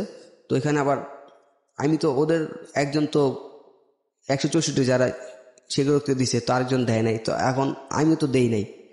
তো ওইখানে ওরা 2 নাম্বার আসামি দিছে আমাকে, এর আগে আরেকজন ছিল, ওর 1 নাম্বার, আমার 2 নাম্বার দিচ্ছে। তো 1 নাম্বারও দেয় নাই স্বীকারোক্তিমূলক, আর 3 নাম্বার যে ও দিছে। তখন স্বীকারোক্তি দিয়ে দিছে 3 নম্বরে? হ্যাঁ, 3 নাম্বারে 1 নম্বরও দেয়নি, 2 নম্বরও দেয়নি। 2 নাম্বার হচ্ছেন আপনি? হ্যাঁ। তো ওরা রিমান্ডে নিছে, মানে রিমান্ড চাইছে আর কি, কোর্ট থেকে 5 দিনের, তো কোর্ট থেকে 5 দিনের রিমান্ড দেয় না, 2 দিনের রিমান্ড দিছে। আপনাকে 2 দিনের রিমান্ড দেওয়া হলো? 2 দিনের রিমান্ডের গল্পটা আমি শুনতে চাই, রিমান্ডে কি করে? হ্যাঁ, 2 দিনের রিমান্ড দেওয়া হয়েছে, যাক নিয়ে গেছে আবার থানা, সিএনজিতে করে নিয়ে গেছে। তো নেওয়ার পর আমি তো মোটামুটি তখন এমনিতেই প্রায় শেষ, দোয়া দরুদ পড়া শুরু করেছেন? হ্যাঁ, দোয়া দরুদ, মানে সত্য কথা যেটা আমি কি বলবো, ওনার বাপ পর্যন্ত বলছি প্রথম দিন, মানে যেদিন মারছে, হ্যাঁ রিমান্ড ছাড়াই, মানে বাপ পর্যন্ত বলছি আমি, আপনি আমার ধর্মের বাপ, আপনি ছাইড়া দেন আমাকে, আর মাইরেন না, আমি কিচ্ছুই করি নাই। মানে আমি বুঝতেছি না যে কওয়া উচিত না, মানে আমি চিন্তা করছি যদি কই তাহলে তো আরো মারবো, যদি বলি তাহলে তো আরো মারবো, আমি ওই চিন্তা করে। মানে স্বীকারোক্তি চাচ্ছিল আপনার কাছ থেকে, স্বীকারোক্তি হলে তো জেল হয়ে যাবে বা যেটাই, না আমি ওরকম চিন্তা ভাবনা, আমি চিন্তা করছি যদি বলি আরো মারবে, হ্যাঁ এরকম ওইরকম চিন্তা ভাবনা আমি বলতেছি না। তো যাক রিমান্ডে নিছে, তো রিমান্ডে নেওয়ার পর প্রথম দিন, এখন ওই যে আমার বোনের হাজবেন্ড, উনি তো ওনার জানছে যে রিমান্ডে নেওয়া হয়েছে। তো আমার রিমান্ডের বিষয়টা কি থাকে, ওটা কি কোনো আলাদা জায়গাতে নেওয়া হয়? না না, থানাতেই থাকে, থানাতেই, মানে কোর্টের থেকে থানায় নিয়ে আসে। তো থানায় নেওয়ার পর ওদিন আমার কাছে তোর ভালো মতো, ঠিক আছে, ভালো মতো জিজ্ঞেস করতেছি, তুই ক যে কি করছস, কেমনি কি, এর আগে কয়টা করছস, এই আসল বিষয়। এখন আমি তো ছিলামই না স্যার, আমি তো এর মধ্যে ছিলামই না, মানে আমি বলছি আমি ছিলামই না এর মধ্যে, আমি জানি না, আপনি হুদাই আমার দূরে লইছে, আমি এর মধ্যে কিচ্ছুই জানি না। তখন ও বলছে তোর মধ্যে একজন তো কইয়া দিছে তোর এই কাজ করছস, তুই কবি না। এখন আমি কইতাছি দেখেন ওরা হয়তো আমার ফাঁসায় দিছে, আমি এ ব্যাপারে কিচ্ছু জানি না, আমি একটা ভালো পোলা, কাজ কাম করি, আমি জানি না। তো যাই হোক ওনারা মানবো না, তারপর মারছে, তারপর গরম পানি দিয়ে দিছে নাকে গরম পানি দিছে। গরম পানি কি আপনাকে কি উপর করে, মানে একদম ঝুলন্ত অবস্থায়? না, ঝুলায় না, মানে একটা টেবিল রাখা, তো টেবিলের উপরে ঘাড় এমনি দিয়ে, তারপর টেবিলের উপরে ঘাস শোয়া ফেলেছে। হ্যাঁ, ঘাস শোয়া ফেলে নাক দিয়ে গরম পানি দিয়েছে। গরম পানি, হাত পা কি বেঁধে ফেলেছিল? হাত পা তো সব বাঁধাই তখন, অল টাইম হাত পা বাঁধা ছিল। হাতটা কিভাবে বাঁধা ছিল? হাতটা বাঁধছে এরকম পেছন দিক দিয়ে মোড়া? হ্যাঁ, এই 2 সাইড বাঁধা, মানে এইখানে না। বুঝতে পেরেছি আমি, ও যেটা বলছে যে হাতটা পেছন মোড়া করে বাঁধা, 2টো হাত পেছন দিকে নেওয়া, হাতের দাগনা যেটাকে বলে আমরা, এটা হচ্ছে শোল্ডারের নিচেই এই 2টা জায়গা, এবং আপনার হচ্ছে হলো এই 2টা হাত বাঁধা, আর পা বাঁধা ছিল না। ওই অবস্থায় আপনাকে মানে কি বলে চিৎ করে ফেলে, চিৎ করে ফেলে আপনাকে নাক দিয়ে গরম পানি। হ্যাঁ, তারপর তো চিল্লাচিল্লি করলাম অনেকক্ষণ। তো চিলাচিলি করে তো তো আর মানে না দিছে। নাক দিয়ে গরম পানির ফিলটা অনেকেই জানা নাই, আপনি একটু বলেন। কারণ আমি এই বিষয়গুলোকে ফোকাস করছি এই কারণে যে একটা কথা আছে না, যে যিনি অপরাধ করছেন হয়তো গোপন আছে, হয়তো আজকের এই সিক্রেটস অনুষ্ঠানটা শোনার পরে অনেকেই অপরাধটা ছেড়ে দেবেন বিকজ অফ যদি এইরকম সিচুয়েশন তাকে ফেস করতে হয়। হ্যাঁ, কারণ এগুলো কত ভয়াবহ হতে পারে। এই ধরনের রিমান্ডে কিন্তু অনেকেই বড় ধরনের দুর্ঘটনায় মারাও যান অনেক সময়। এবং আপনার নাক দিয়ে যখন গরম পানিটা ঢালা হচ্ছিল তখন ভেতরে অনুভূতিটা কি হচ্ছিল, মাথায় কোথায় গিয়ে লাগছিল? তখন মনে হচ্ছে যে মজকে লাগতেছে, মানে ফিলটা এরকম ছিল যে মাথার মজকের ভিতরে গরম, নাকের ভিতরে পানি গেলেই তো খারাপ লাগে। হ্যাঁ, সেখানে গরম পানি। হ্যাঁ, তো আপনার খুব খারাপ লাগে। আমি মানে হাত তো বান্ধা, তাও হাত কিভাবে বান্ধা, আপনার এই সাইডে টেবিল যে টুল থাকে না, বেঞ্চ, আমরা যে বেঞ্চ স্কুলে যে বেঞ্চগুলো থাকে ওদিক দিয়ে নিচ দিয়ে নিয়ে তারপর বান্ধা, মানে নড়াচড়া করতে পারে। যদি দাঁড়াইতে যাই টুল সহ দাঁড়াইতে পারে, রাইট, সেটা সম্ভব না। হ্যাঁ, সম্ভব না আর কি। খালি শুধু পাওয়ার গুলো লাইতে পারছে আর মাথা লাইতে পারছে। যাক, ওরা অনেকক্ষণ দিছে, মানে কি বললাম, তো আসলে মনে হইতেছে যে আজরাইল সামনে দাঁড়ায় আছে এরকম মনে হইতেছিল তখন। যা কাটছে অনেকক্ষণ পর রাখা, তারপর ঘন্টা দুয়েক কিছু বলে নাই, রাইখা দিছে। ঘন্টা দুয়েক রাখার পরে তারপর আবার মারা স্টার্ট করছে। তোমার মোটামুটি একদিন মারছে, তো ওদিন পায়ের তলায় মারছে, তো আমার দাগ আছে এখনো, হাতে মারছে, যে পায়েরও দাগ আছে। তো পাও আমার এর আগের দিন যে মারছে তো সাথে ফুইলা গেছে পা। 2 ঘন্টা রেস্টের পর আবার তখন পায়ের যে পাতার মধ্যে অনেক মারে। তো তখন তোনার বললামই, মানে ওই যে বললাম যে বাপও বলছি, তারপরে তো ছাড়ে নাই। তারপর আমি ওই স্বীকারোক্তি দেই নাই। তো পরের দিন চিন্তা, তো আমার বোনের হাজবেন্ড আসলো রাত্রেবেলা। আসার পর ওনার অনেক রিকোয়েস্ট করলাম যে ভাই আপনি আমার যেইভাবে হোক এই রিমান্ডটা কাটান, একদিন চলে গেছে অলরেডি, কাটান, নাহলে সম্ভব না, হয়তো মরে যেতে হইব। তা আমার মাও তখন মারা নিয়ে আসে নাই, তুমি বাসায় রয়েছে, ওর নিয়ে আসে নাই। তো আমি বললাম যে হয়তো কালকে না বাঁচে থাকতে পারি যদি রিমান্ড না কাটান। তো যাই উনি ম্যানেজমেন্ট করে থানায় 10,000 টাকা দিছে। 10,000 টাকা দিয়ে তো রিমান্ডটা ক্যান্সেল করছে। পরের দিন, একদিন তো গেছে, 2 দিন নিছিল। হ্যাঁ, তো 2 দিন ছিল, একদিন আপনার চলে গেছে, পরের দিন 10,000 টাকা দিয়া আমরা ওইখান থেকে জেলে পাঠাই দিছে। তো জেলে পাঠা দিয়ে তখন তো আমি অসুস্থই, তো ওইখান থেকে হসপিটালে ছিলাম। স্বীকারোক্তি দেননি? না, স্বীকারোক্তি ওইখান থেকে হসপিটালে নিয়ে গেল। তো হসপিটাল দিয়ে অনেকদিন, 10 দিন 12 দিনের মতো ট্রিটমেন্ট হয়েছে ওইখানে। তো পায়েটা ট্রিটমেন্ট হয়েছে। তো হওয়ার পর ওইখানে যাওয়ার পর আগের এই যে যাদের সাথে করছিলাম কাজটা, ওদের সাথে দেখা হয়েছে ভিতরে। তো তখন আমি জানতাম না যে ওরা ধরা খাইছে। তো যাই ওদের সাথে দেখা হয়, এত আমি শকড জোড়া। তো ওরা বললাম যে ভাই তুইলে আপনারাই কাজটা করছেন, আমার ধরাই ধরেন। পরে বলছে যে না, আমি কই না, ওই ওদের সাথে তো এরকম একটা আপনার ফ্রেন্ড ছিলই, আপনাদের ফ্রেন্ড তো একজন ছিলই, তো ও যদি সাথে থাকে, ও ডাক দিচ্ছে আমাকে, তো আপনারা অবশ্যই করাইছেন। তো যাই হোক, ওদের সাথে ওই চিন্তা করলাম জেলে যেহেতু আসছি, একসাথে মিশাই থাকি। তো তখন ওইখানে প্রায় 14 মাসের মতো তো জেল থাকা হইলো, জামিন হয় না, অনেক কষ্ট করে। তো মোটামুটি 14 মাস জেল জীবন। হ্যাঁ, 14 মাসের ঘটনাটা একটু শুনি।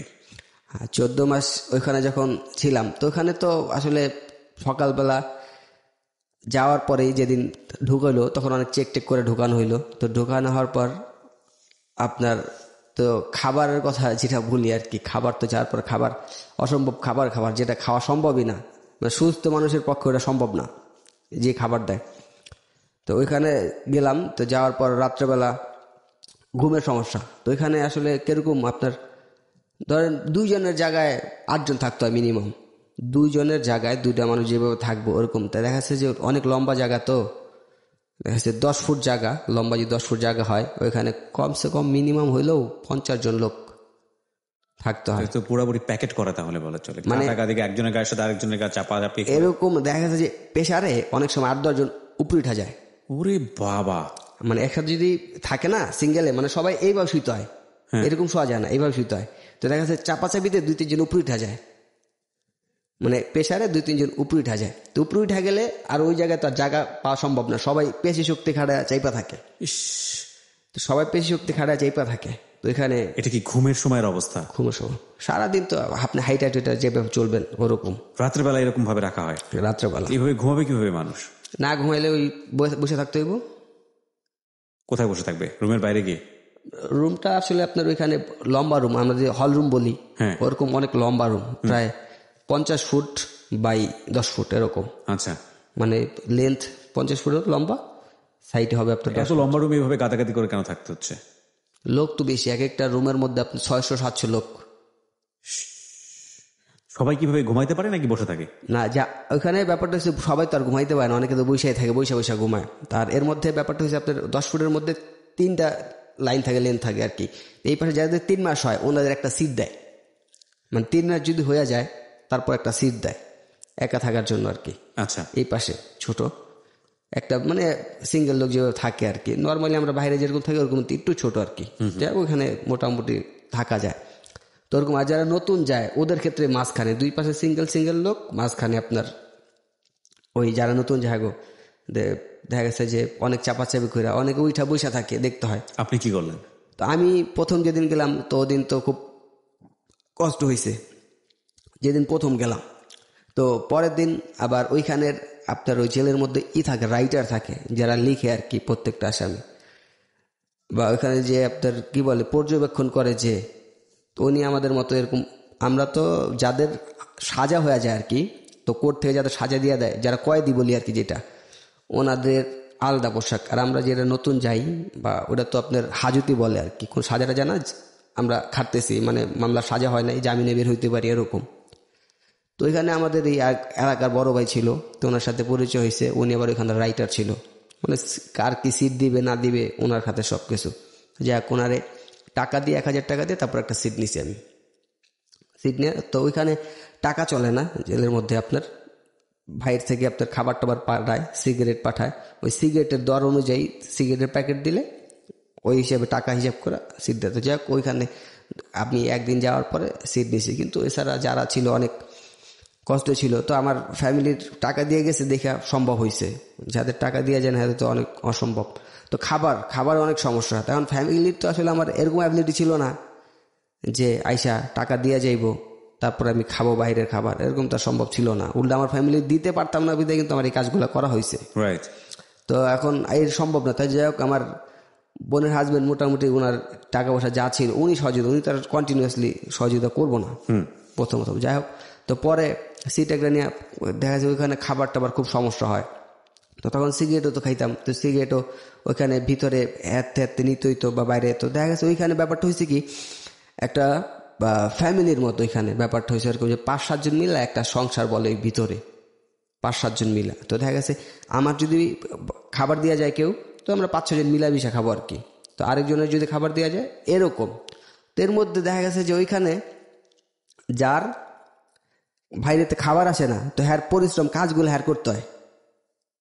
মানে যার বাইরেতে খাবার আসে না, তো প্রতি সপ্তাহে কিন্তু বাইরেতে খাবার দেওয়া যায় প্রত্যেকটা লোককে, যার ফ্যামিলি আছে বা টাকা আছে। কিন্তু যার খাবার আসে না হ্যার কাজগুলা করতে হয়। এরকম একটা খাবারটা পায় আপনাদের কাছ থেকে, ওর তো খাবার আসতেছে না, তাহলে খাবার কোথেকে পায়? হ্যাঁ, আপনাদের কাছ থেকে শেয়ার এরকম। হ্যাঁ, কিন্তু তার বিনিময়ে আপনারা কাজ করে নেন। হ্যাঁ এরকম। আচ্ছা, ব্যাপারটা হচ্ছে এরকম। তো দেখা গেছে আমার তো বাইরেতে এরকম খাবার আসতো না, তো আমার কাজ মানে মোটামুটি অল্প কয়েকদিন করছি। তো ওই যে বললাম এলাকার বড় ভাই ছিল, ওনার মাধ্যমে যাই হোক অনেক। খাবার তো জেল থেকেই দেওয়ার কথা। মানে যে খাবারটা দেয় ওটা আসলে খাওয়া সম্ভব না। কেন? ওইটার ভিতরে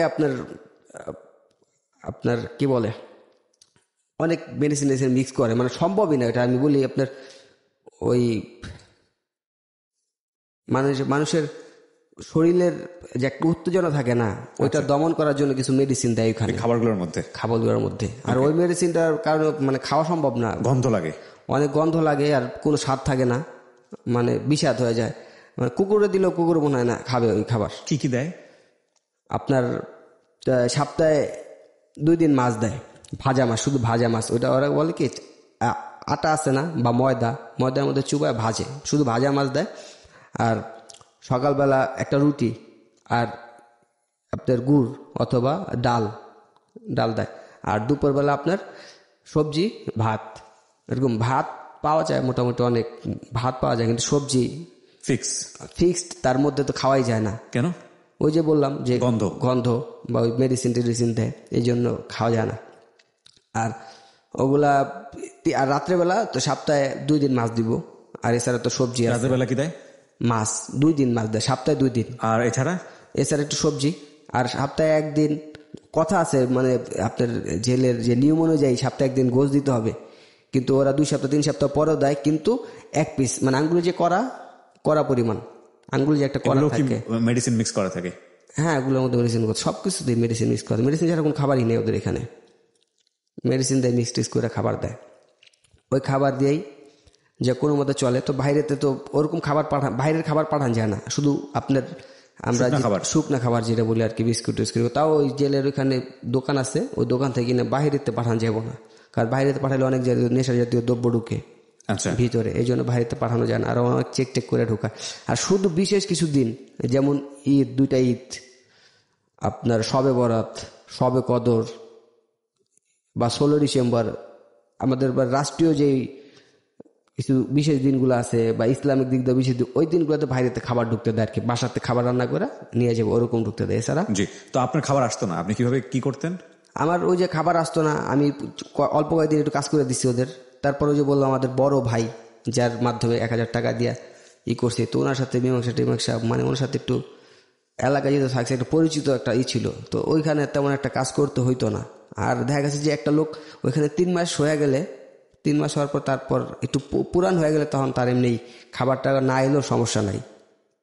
বাকি মানে প্রতিদিন তো লোক আসতে আছে, তো একজন করে নেয়। তো নতুন লোক যারা কাজ করায় ওদের নিয়ে কাজ করায়, দেখা যাচ্ছে একটা লোকের যখন 3 মাস হয়ে যায় তখন ওইখানে সে পুরান হয়ে যায়, তখন তার ওই কাজ করার একটা থাকে না। যদি খাবার নাও আসে তারপর কাজ করা দরকার পড়ে না, তখন তার কাজ অন্য কেউ করে দিবে আর কি। হয় না যে ওইখানে কাস্টুরি বলি আর কি, যেটা কাস্টুরি। তো ওইখানে তোর কাস্টুরি যদি 3 মাস হয় তাহলে তো সিট দেয়, আর আমরা তো কিনাতে যে কোনো টাইমে নেওয়া যায়।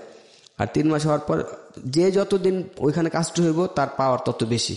জি, মানে ওইখানে যদি আমার 5 বছর কাস্টুরি থাকে তো এখানে আমি পাওয়ারফুল, এরকম ওইটার ভিতরে এরকম চলে। তো আপনার তো দেড় মাস 2 মাস পর কোর্টে নেওয়া যায়, কোর্টে উঠায়, তো জামিন চাওয়া হলে জামিন দেয় না। তো প্রায় 14 মাস পরে তো হাইকোর্টের থেকে জামিন হয়েছে আমার। তো জামিন হইয়া তো বের হইলাম। বের হওয়ার পরে ততদিনও আপনি স্বীকারোক্তি দেননি? না, ওই 14 মাসেও আপনি কোনো স্বীকারোক্তি দেন না। জেলের মধ্যে কোনো মারধর করে না। যদি তার মানে আপনি পুলিশের কাছেও এখন পর্যন্ত স্বীকার করেননি যে এই কাজটা আপনি করেছেন? সেই অর্থে আপনি আজকে প্রথম সিক্রেটস অনুষ্ঠানে আপনি প্রথম স্বীকারোক্তি দিলেন যে হ্যাঁ আপনি কাজটা করেছিলেন। হ্যাঁ, এটা যে আপনার জন্য অনেক বড় বিপদ ডেকে নিয়ে আসতে পারে এটা জেনেও আপনি এটা করেছেন। হ্যাঁ, এটা আসলে গণমাধ্যমে স্বীকারোক্তি দেওয়া, এটা এখন আমি যতদূর জানি যে এটা এখনো মামলাধীন অবস্থায় রয়েছে। এটা এই মামলা এখন পর্যন্ত চলছে। তো সেটার পরেও কেন আপনি এই স্বীকারোক্তিটা দিলেন? কারণ স্বীকারোক্তিটা দিলাম এই জন্য যে আসলে আমি তো অপরাধ করছি, আর প্রত্যেকটা অপরাধের শাস্তি অবশ্যই তার পাওয়া উচিত। এটা এখন আমি এই দুনিয়াতে না পাই, আখিরাতে অবশ্যই আমার পাইতে হইব। তো এই জন্য চিন্তা করলাম যদি শাস্তি হয়েও যায় আমার, হোক, কারণ আমি অপরাধ করছি, অপরাধের শাস্তি তো অবশ্যই পাইতে হইব, এটা তো দিতেই হইব। এখন আমি বললাম না যে দুনিয়া না পাই, আখিরাতে অবশ্যই আল্লাহ দিব আমারে, তো দুনিয়াতেই পাওয়া যাই। আর এছাড়া শাস্তি মোটামুটি অনেকটাই পাইছি। 14 মাস যেহেতু জেল খাটছি আমি, এখানে আমি যে ক্রাইমগুলো করছি যাতে এই ক্রাইমগুলো অন্য কেউ না করে, এই জন্যে মানুষ যাতে সচেতন হয় এই কাজগুলো করলে যে কি বিপদে পড়তে হয় বা কতটা কষ্টে থাকতে হয়, এগুলা আসলে আমি মানুষের কাছে জানাইলাম যাতে ওনারা এই কাজটা ভবিষ্যতে না করে, এই জন্যই এই কাজগুলা। ওকে, তো আমি যেটা বুঝি যে আপনার জীবনটা এখনো ঝুলন্ত অবস্থায় আছে, মামলা জটিলতার মধ্য দিয়ে যাচ্ছেন আপনি। এটা কবে নাগাদ কিভাবে সমাধান হবে আপনি সেটা জানেন না? জানি না। এবং আপনি এখানে সিক্রেটস অনুষ্ঠানের আজকে প্রথম অতিথি, প্রথম পর্ব। সেখানে আজকে আপনি নিজের জীবনের অন্যতম একটা সিক্রেট আপনি আজকে লাখ লাখ মানুষের সামনে কনফেস করলেন, এবং সেটার পেছনে উদ্দেশ্য ছিল একটাই, যাতে আপনার মতো করে এরকম কোনো গোপন সত্য কারো জীবনে যাতে না আসে, এবং এটা থেকে আসলে যে পার পাওয়া যায় না। আমি একটা ছোট্ট জিনিস আপনাকে বলি, যেই ফ্যামিলির জন্য প্রথম পর্যায়ে তো একটা মেয়ের সাথে রাগ করে আপনি এই পথে আসলেন, চুরি করলেন, ছিনতাই করলেন, ডাকাতি করলেন, যাই করেন না কেন, পরবর্তীতে এটা আপনার প্রয়োজন ছিল শুধুমাত্র আপনার ফ্যামিলিকে সেভ করার জন্য, বাসা ভাড়া দিতে হবে, এই টাকা কিয়ামত হয়ে গেলেও আপনাকে দিতে হবে। যেই 14 মাস আপনি জেলে ছিলেন সেখানে তো 14 পয়সাও আপনি বাড়িতে পাঠাতে পারেননি। হ্যাঁ, আপনার মা কি বেঁচে ছিল না? হ্যাঁ, আমার মা বেঁচে ছিল। দ্যাট ইজ মাই কোয়েশ্চেন, প্রিয় শ্রোতা। যে ওর যে ফিলটা ছিল যে কিয়ামত হয়ে গেল, আমার বাড়িতে টাকা পাঠাতে হবে। কিয়ামত তো হয়েছে, তার চেয়েও বড় কিছু হয়েছে ওর জীবনে, যে ও 4টা পয়সা বাড়িতে পাঠাতে পারেনি এবং ওর মার সবচেয়ে কাছের মানুষ ছিল, সেই মানুষটা জেলে কখন বের হবে, কিভাবে বের হবে ওর মা জানে না। একটা হচ্ছে যে মাকে পয়সা পাঠাতে পারছে না, সেটা তো একটা কষ্ট আছেই, কিন্তু মা তার সন্তানকে জেলের মধ্যে রেখে বাইরে আছে, তাহলে মার জন্য ফিলটা কি হতে পারে, মানে ভয়াবহতম অবস্থা। তারপরেও তো আপনার মাটা বেঁচে ছিল, তাহলে আপনার ধারণাটা ভুল প্রমাণিত হলো যে না, আসলে এই মানে বেঁচে থাকার জন্য আসলে অন্যায় পথে 1 পয়সা রোজগার করার প্রয়োজন নাই। এই 14 মাস কিভাবে আপনার মা চলেছে? হ্যাঁ, এইটাই মানে যে আমি তো তখন যে কাজগুলো করছি হয়তো চিন্তা করছি যে বাসায় টাকা দিতেই হবে, রাইট, কিন্তু এখন তো এই টাকা মানে মানে উল্টা পথে যেটা বলে ক্রাইম পথে যে টাকা বা অনৈতিকভাবে টাকা ইনকাম করা, যে ফ্যামিলি চালাইতে হইব, যে ওরকম না করলে যে আল্লাহ চালায় না, এটার আসলে প্রমাণ তো মিলেই গেল। তারপরেও যা করছি জীবনের তো অবশ্যই ভুল করছি, তার এখানে আসার কারণ তো এইটাই যে আমার মতো ভুল আর কেউ না করে। এই সময় মা কিভাবে চলতো? আমার মা চলতো, আবার মামারা ছিল, সাপোর্ট দিয়েছে তারা, মামারা, তারপর আমার বোনরা ছিল, বোনের হাজবেন্ড যারা ছিল, সামহাও তারা সাপোর্ট দিয়েছে। হ্যাঁ, এবং এটাই আল্লাহ বলেছেন যে চাইলেই তুমি সৎ পথে থাকতে পারো, বাকিটুকু তো তিনি হেল্প করবেনই। হ্যাঁ, এবং সেজন্য অসৎ পথে যাওয়ার কোনো প্রয়োজন নেই। ওকে, একটু শুনি আমি। 14 মাস পরে জেল থেকে আপনি বের হলেন, বের হওয়ার পরে কবে বের হয়েছেন, এটা কতদিন আগে? বের হয়েছি প্রায় 6 বছর হয়েছে। 6 বছর হয়ে গেছে। এই 6 বছর আপনি কি করছেন, কিভাবে আপনি ওই জেল থেকে বের হওয়ার পরের ঘটনাগুলো ধারাবাহিকভাবে শুনি আপনার কাছ থেকে। জেল থেকে বের হওয়ার পরেই তো আমি অসুস্থ ছিলাম, তো জেলের মধ্যে অনেক দূষণ থাকে, তো ওইখান থেকে খুব অসুস্থ হয়ে যাই। তো প্রায় 5-6 মাস আমার ট্রিটমেন্ট করাতে সময় লাগে। তো ট্রিটমেন্ট করানোর পর আমি আবার যে কাজ করতাম তখন ইলেকট্রিকের এই কাজে ঢুকলাম। তো আমার পরিচিত এক লোক ঢুকাই দিল, তো ওইখান থেকে আমি এখন কন্টিনিউ ওইখান থেকে কাজ করতেছি। তো এখন মোটামুটি আল্লাহর রহমতে খুব ভালোই আছি। দেখা যাচ্ছে নিজে কাজ নিয়ে নিজে করতেছি, এখন নিজে কাজ নিয়ে নিজে করি। যারা আপনাকে মামলা দিয়েছিল তারা কি মামলা তুলেছে? না, তারা এখনো মামলা তুলে নাই। দেখা করেছেন তাদের সঙ্গে? তাদের সাথে দেখা এমনি হয়েছে, কিন্তু ইচ্ছাকৃতভাবে ওরকম ভাবে দেখা করি নাই। যারা আপনার সঙ্গে ঢুকেছিল তারা বের হয়েছে? হ্যাঁ, তারাও বের হয়েছে, জামিনে বেরোতে পেরেছে। জামিনে বেরোতে আপনার কোনো পয়সা খরচ করতে হয়েছে? 1.5 লাখ টাকা খরচ হয়েছে। কত টাকা? 1.5 লাখ। 1.5 লক্ষ টাকা। এই টাকাটা ম্যানেজ হয়েছে কিভাবে? এই টাকাটা ম্যানেজ হয়েছে মানে আমাদের যে জমি ছিল, তো বাপের কিছু জমি পাইতাম, জমি আর আমার মার কিছু টাকা ছিল আর কি জমানো, খুচরা করে যে জমানো কিছু টাকা ছিল, ওই বিশেষ করে ম্যাক্সিমাম টাকায় আমার মার খুচরা করে জমা যে টাকাটা জমাইছে আর কি, ওই জমানো টাকা দিয়েই বের হয়েছে।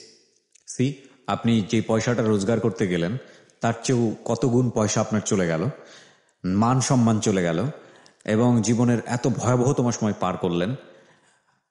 একটা জেল ফেরত মানুষ এখন একটা মামলা কাঁধে নিয়ে আপনি চলছেন। সামাজিকভাবে তাদেরকে বাংলাদেশে কিভাবে দেখা হয় সেটা আপনাকে নতুন করে বলার কিছু নাই। হ্যাঁ। বিয়ে শাদী করেছেন? না।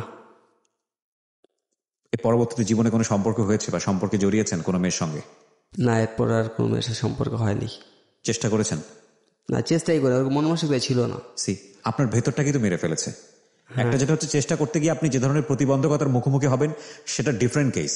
বিয়ে করার যদি মানে সে যদি পথের ভিখারিও হয়, সে যদি জানে যে তার মেয়েকে যার সাথে বিয়ে দিচ্ছে সে একটা মামলার আসামি, সে 100 বারের জন্য চিন্তা করবে, বিয়ে দিবে না সে। হ্যাঁ, অবশ্যই। এবং এরপরে আপনি আর কোনো চিন্তাই করেননি কোনো মেয়ের সাথে জড়ানোর জন্য। হয়তো চিন্তা করলে সেখানেও আপনি বাধাগ্রস্ত হবেন। হ্যাঁ, এটা অবশ্যই। তো আপনি এখন সৎ পথেই পয়সা রোজগার করছেন? হ্যাঁ, সৎ পথেই পয়সা রোজগার, আল্লাহর রহমতে খুব ভালো আছে এখন।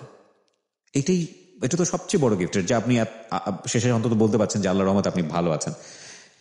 কি বলতে চান যারা আপনাকে এতক্ষণ ধরে শুনছে বা যারা এতক্ষণ ধরে আপনাকে শুনলো, তাদের উদ্দেশ্যে কিছু বলার আছে আপনার সবকিছু মিলিয়ে? হ্যাঁ, অবশ্যই। এখানে লিসেনার যারা আছে ওনাদেরকে বলতে চাই যে আমি আরিফ হোসেন যে ক্রাইমগুলো করে আসছে এই পর্যন্ত টাকার জন্য, শুধু একটা মেয়ের ভালোবাসা হোক বা ফ্যামিলি সংসার টাকা জোগাড় করার জন্য হোক, যেভাবেই হোক, এই ক্রাইমের টাকা দিয়ে আসলে সংসার চললো, কিন্তু একটা পর্যায়ে এর বোঝা মাথায় নিতেই হয় অবশ্যই। যে আপনি ক্রাইমগুলো করছেন এর অবশ্যই এর বোঝা নিতেই হইব। তো ক্রাইম করলেই যে একটা সংসার ফুললি ভালোভাবে চলে এটা কোনো মানে হয় না। আর ক্রাইম না করলেও সৎভাবে চললেও সংসার সুন্দরভাবে চালানো যায়, এটাই আমার কথা। যে ক্রাইম আসলে যারা শুনলেন আমার কথা, এরকম ক্রাইম আসলে আপনারা যদি চিন্তাও থাকে আপনাদের, এখন এই এপিসোডটা শোনার পর থেকে আপনারা প্রোগ্রামটা শোনার পর থেকে আসলে ছেড়ে দিবেন যে এই ক্রাইম আসলে করা উচিত না। এই ক্রাইম করলে আমি যে এই প্রবলেমটা ফেস করছি, অবশ্যই আপনার এই প্রবলেমটা ফেস করতে পারেন। ফাইন। ডক্টর তাজুল ইসলাম, এতক্ষণ ধরে ওনাকে আমরা যেটা শুনছিলাম সেটা ঠিক আছে। আমি ওনাকে মূল্যায়নের জায়গাটায় আপনাকে ফ্লোর দিব না। আমি সামাজিক প্রেক্ষাপটে বেশ কয়েকটা বিষয় আপনাকে জানতে চাই। একটা হচ্ছে, আমরা খুব ভালো করে বুঝতে পারি যে কোনো সিক্রেটসের পেছনে একটা শক্তিশালী রিজন থাকে, এবং যে কোনো ভয়াবহ অপরাধের পেছনে একটা শক্তিশালী রিজন থাকে। সেই রিজনগুলো আমরা পেয়েছি এখানে, কিন্তু ফোকাসটা করতে চাই আমি হচ্ছে অনিশ্চয়তার জায়গাটাতে। দেখুন, এই ছেলেটা অপরাধ করে পয়সা রোজগার করে তার মাকে দিত, তার ফ্যামিলিকে কন্ট্রিবিউট করত, এবং একই সাথে এই ছেলেটার অপরাধের দিকে ঝুঁকে যাওয়ার পেছনের কারণটাও হচ্ছে এই অর্থই। কারণ সে মনে করেছে জীবনের একটা পর্যায়ে যে অর্থ থাকলে একটা মেয়ের মন পাওয়া যায়, সুতরাং আমাকে যেভাবেই হোক না কেন অর্থ রোজগার করতে হবে। এই দুটো জায়গার ব্যালেন্স কিভাবে করা সম্ভব? এবং এই যে দুটো ঘটনা, এই দুটো ঘটনা কিন্তু আমাদের প্রত্যেকের জীবনেই খুব কমন। আমরা যে এত কাজ করি, এত পরিশ্রম করি, এই তো পয়সা রোজগার করার জন্য, আমাদের ফ্যামিলিকে হ্যাপি করার জন্য, এবং সেখানে বিভিন্ন লেভেলের দুর্নীতি হয়। এবং একই সাথে ও যে ঘটনার মুখোমুখি হয়ে পয়সার প্রতি লোভের পড়ে গিয়েছে বা পয়সার দিকে অন্যভাবে মোটিভেট হয়েছে, সেরকম ঘটনাও আমাদের প্রাত্যহিক জীবনে ঘটে।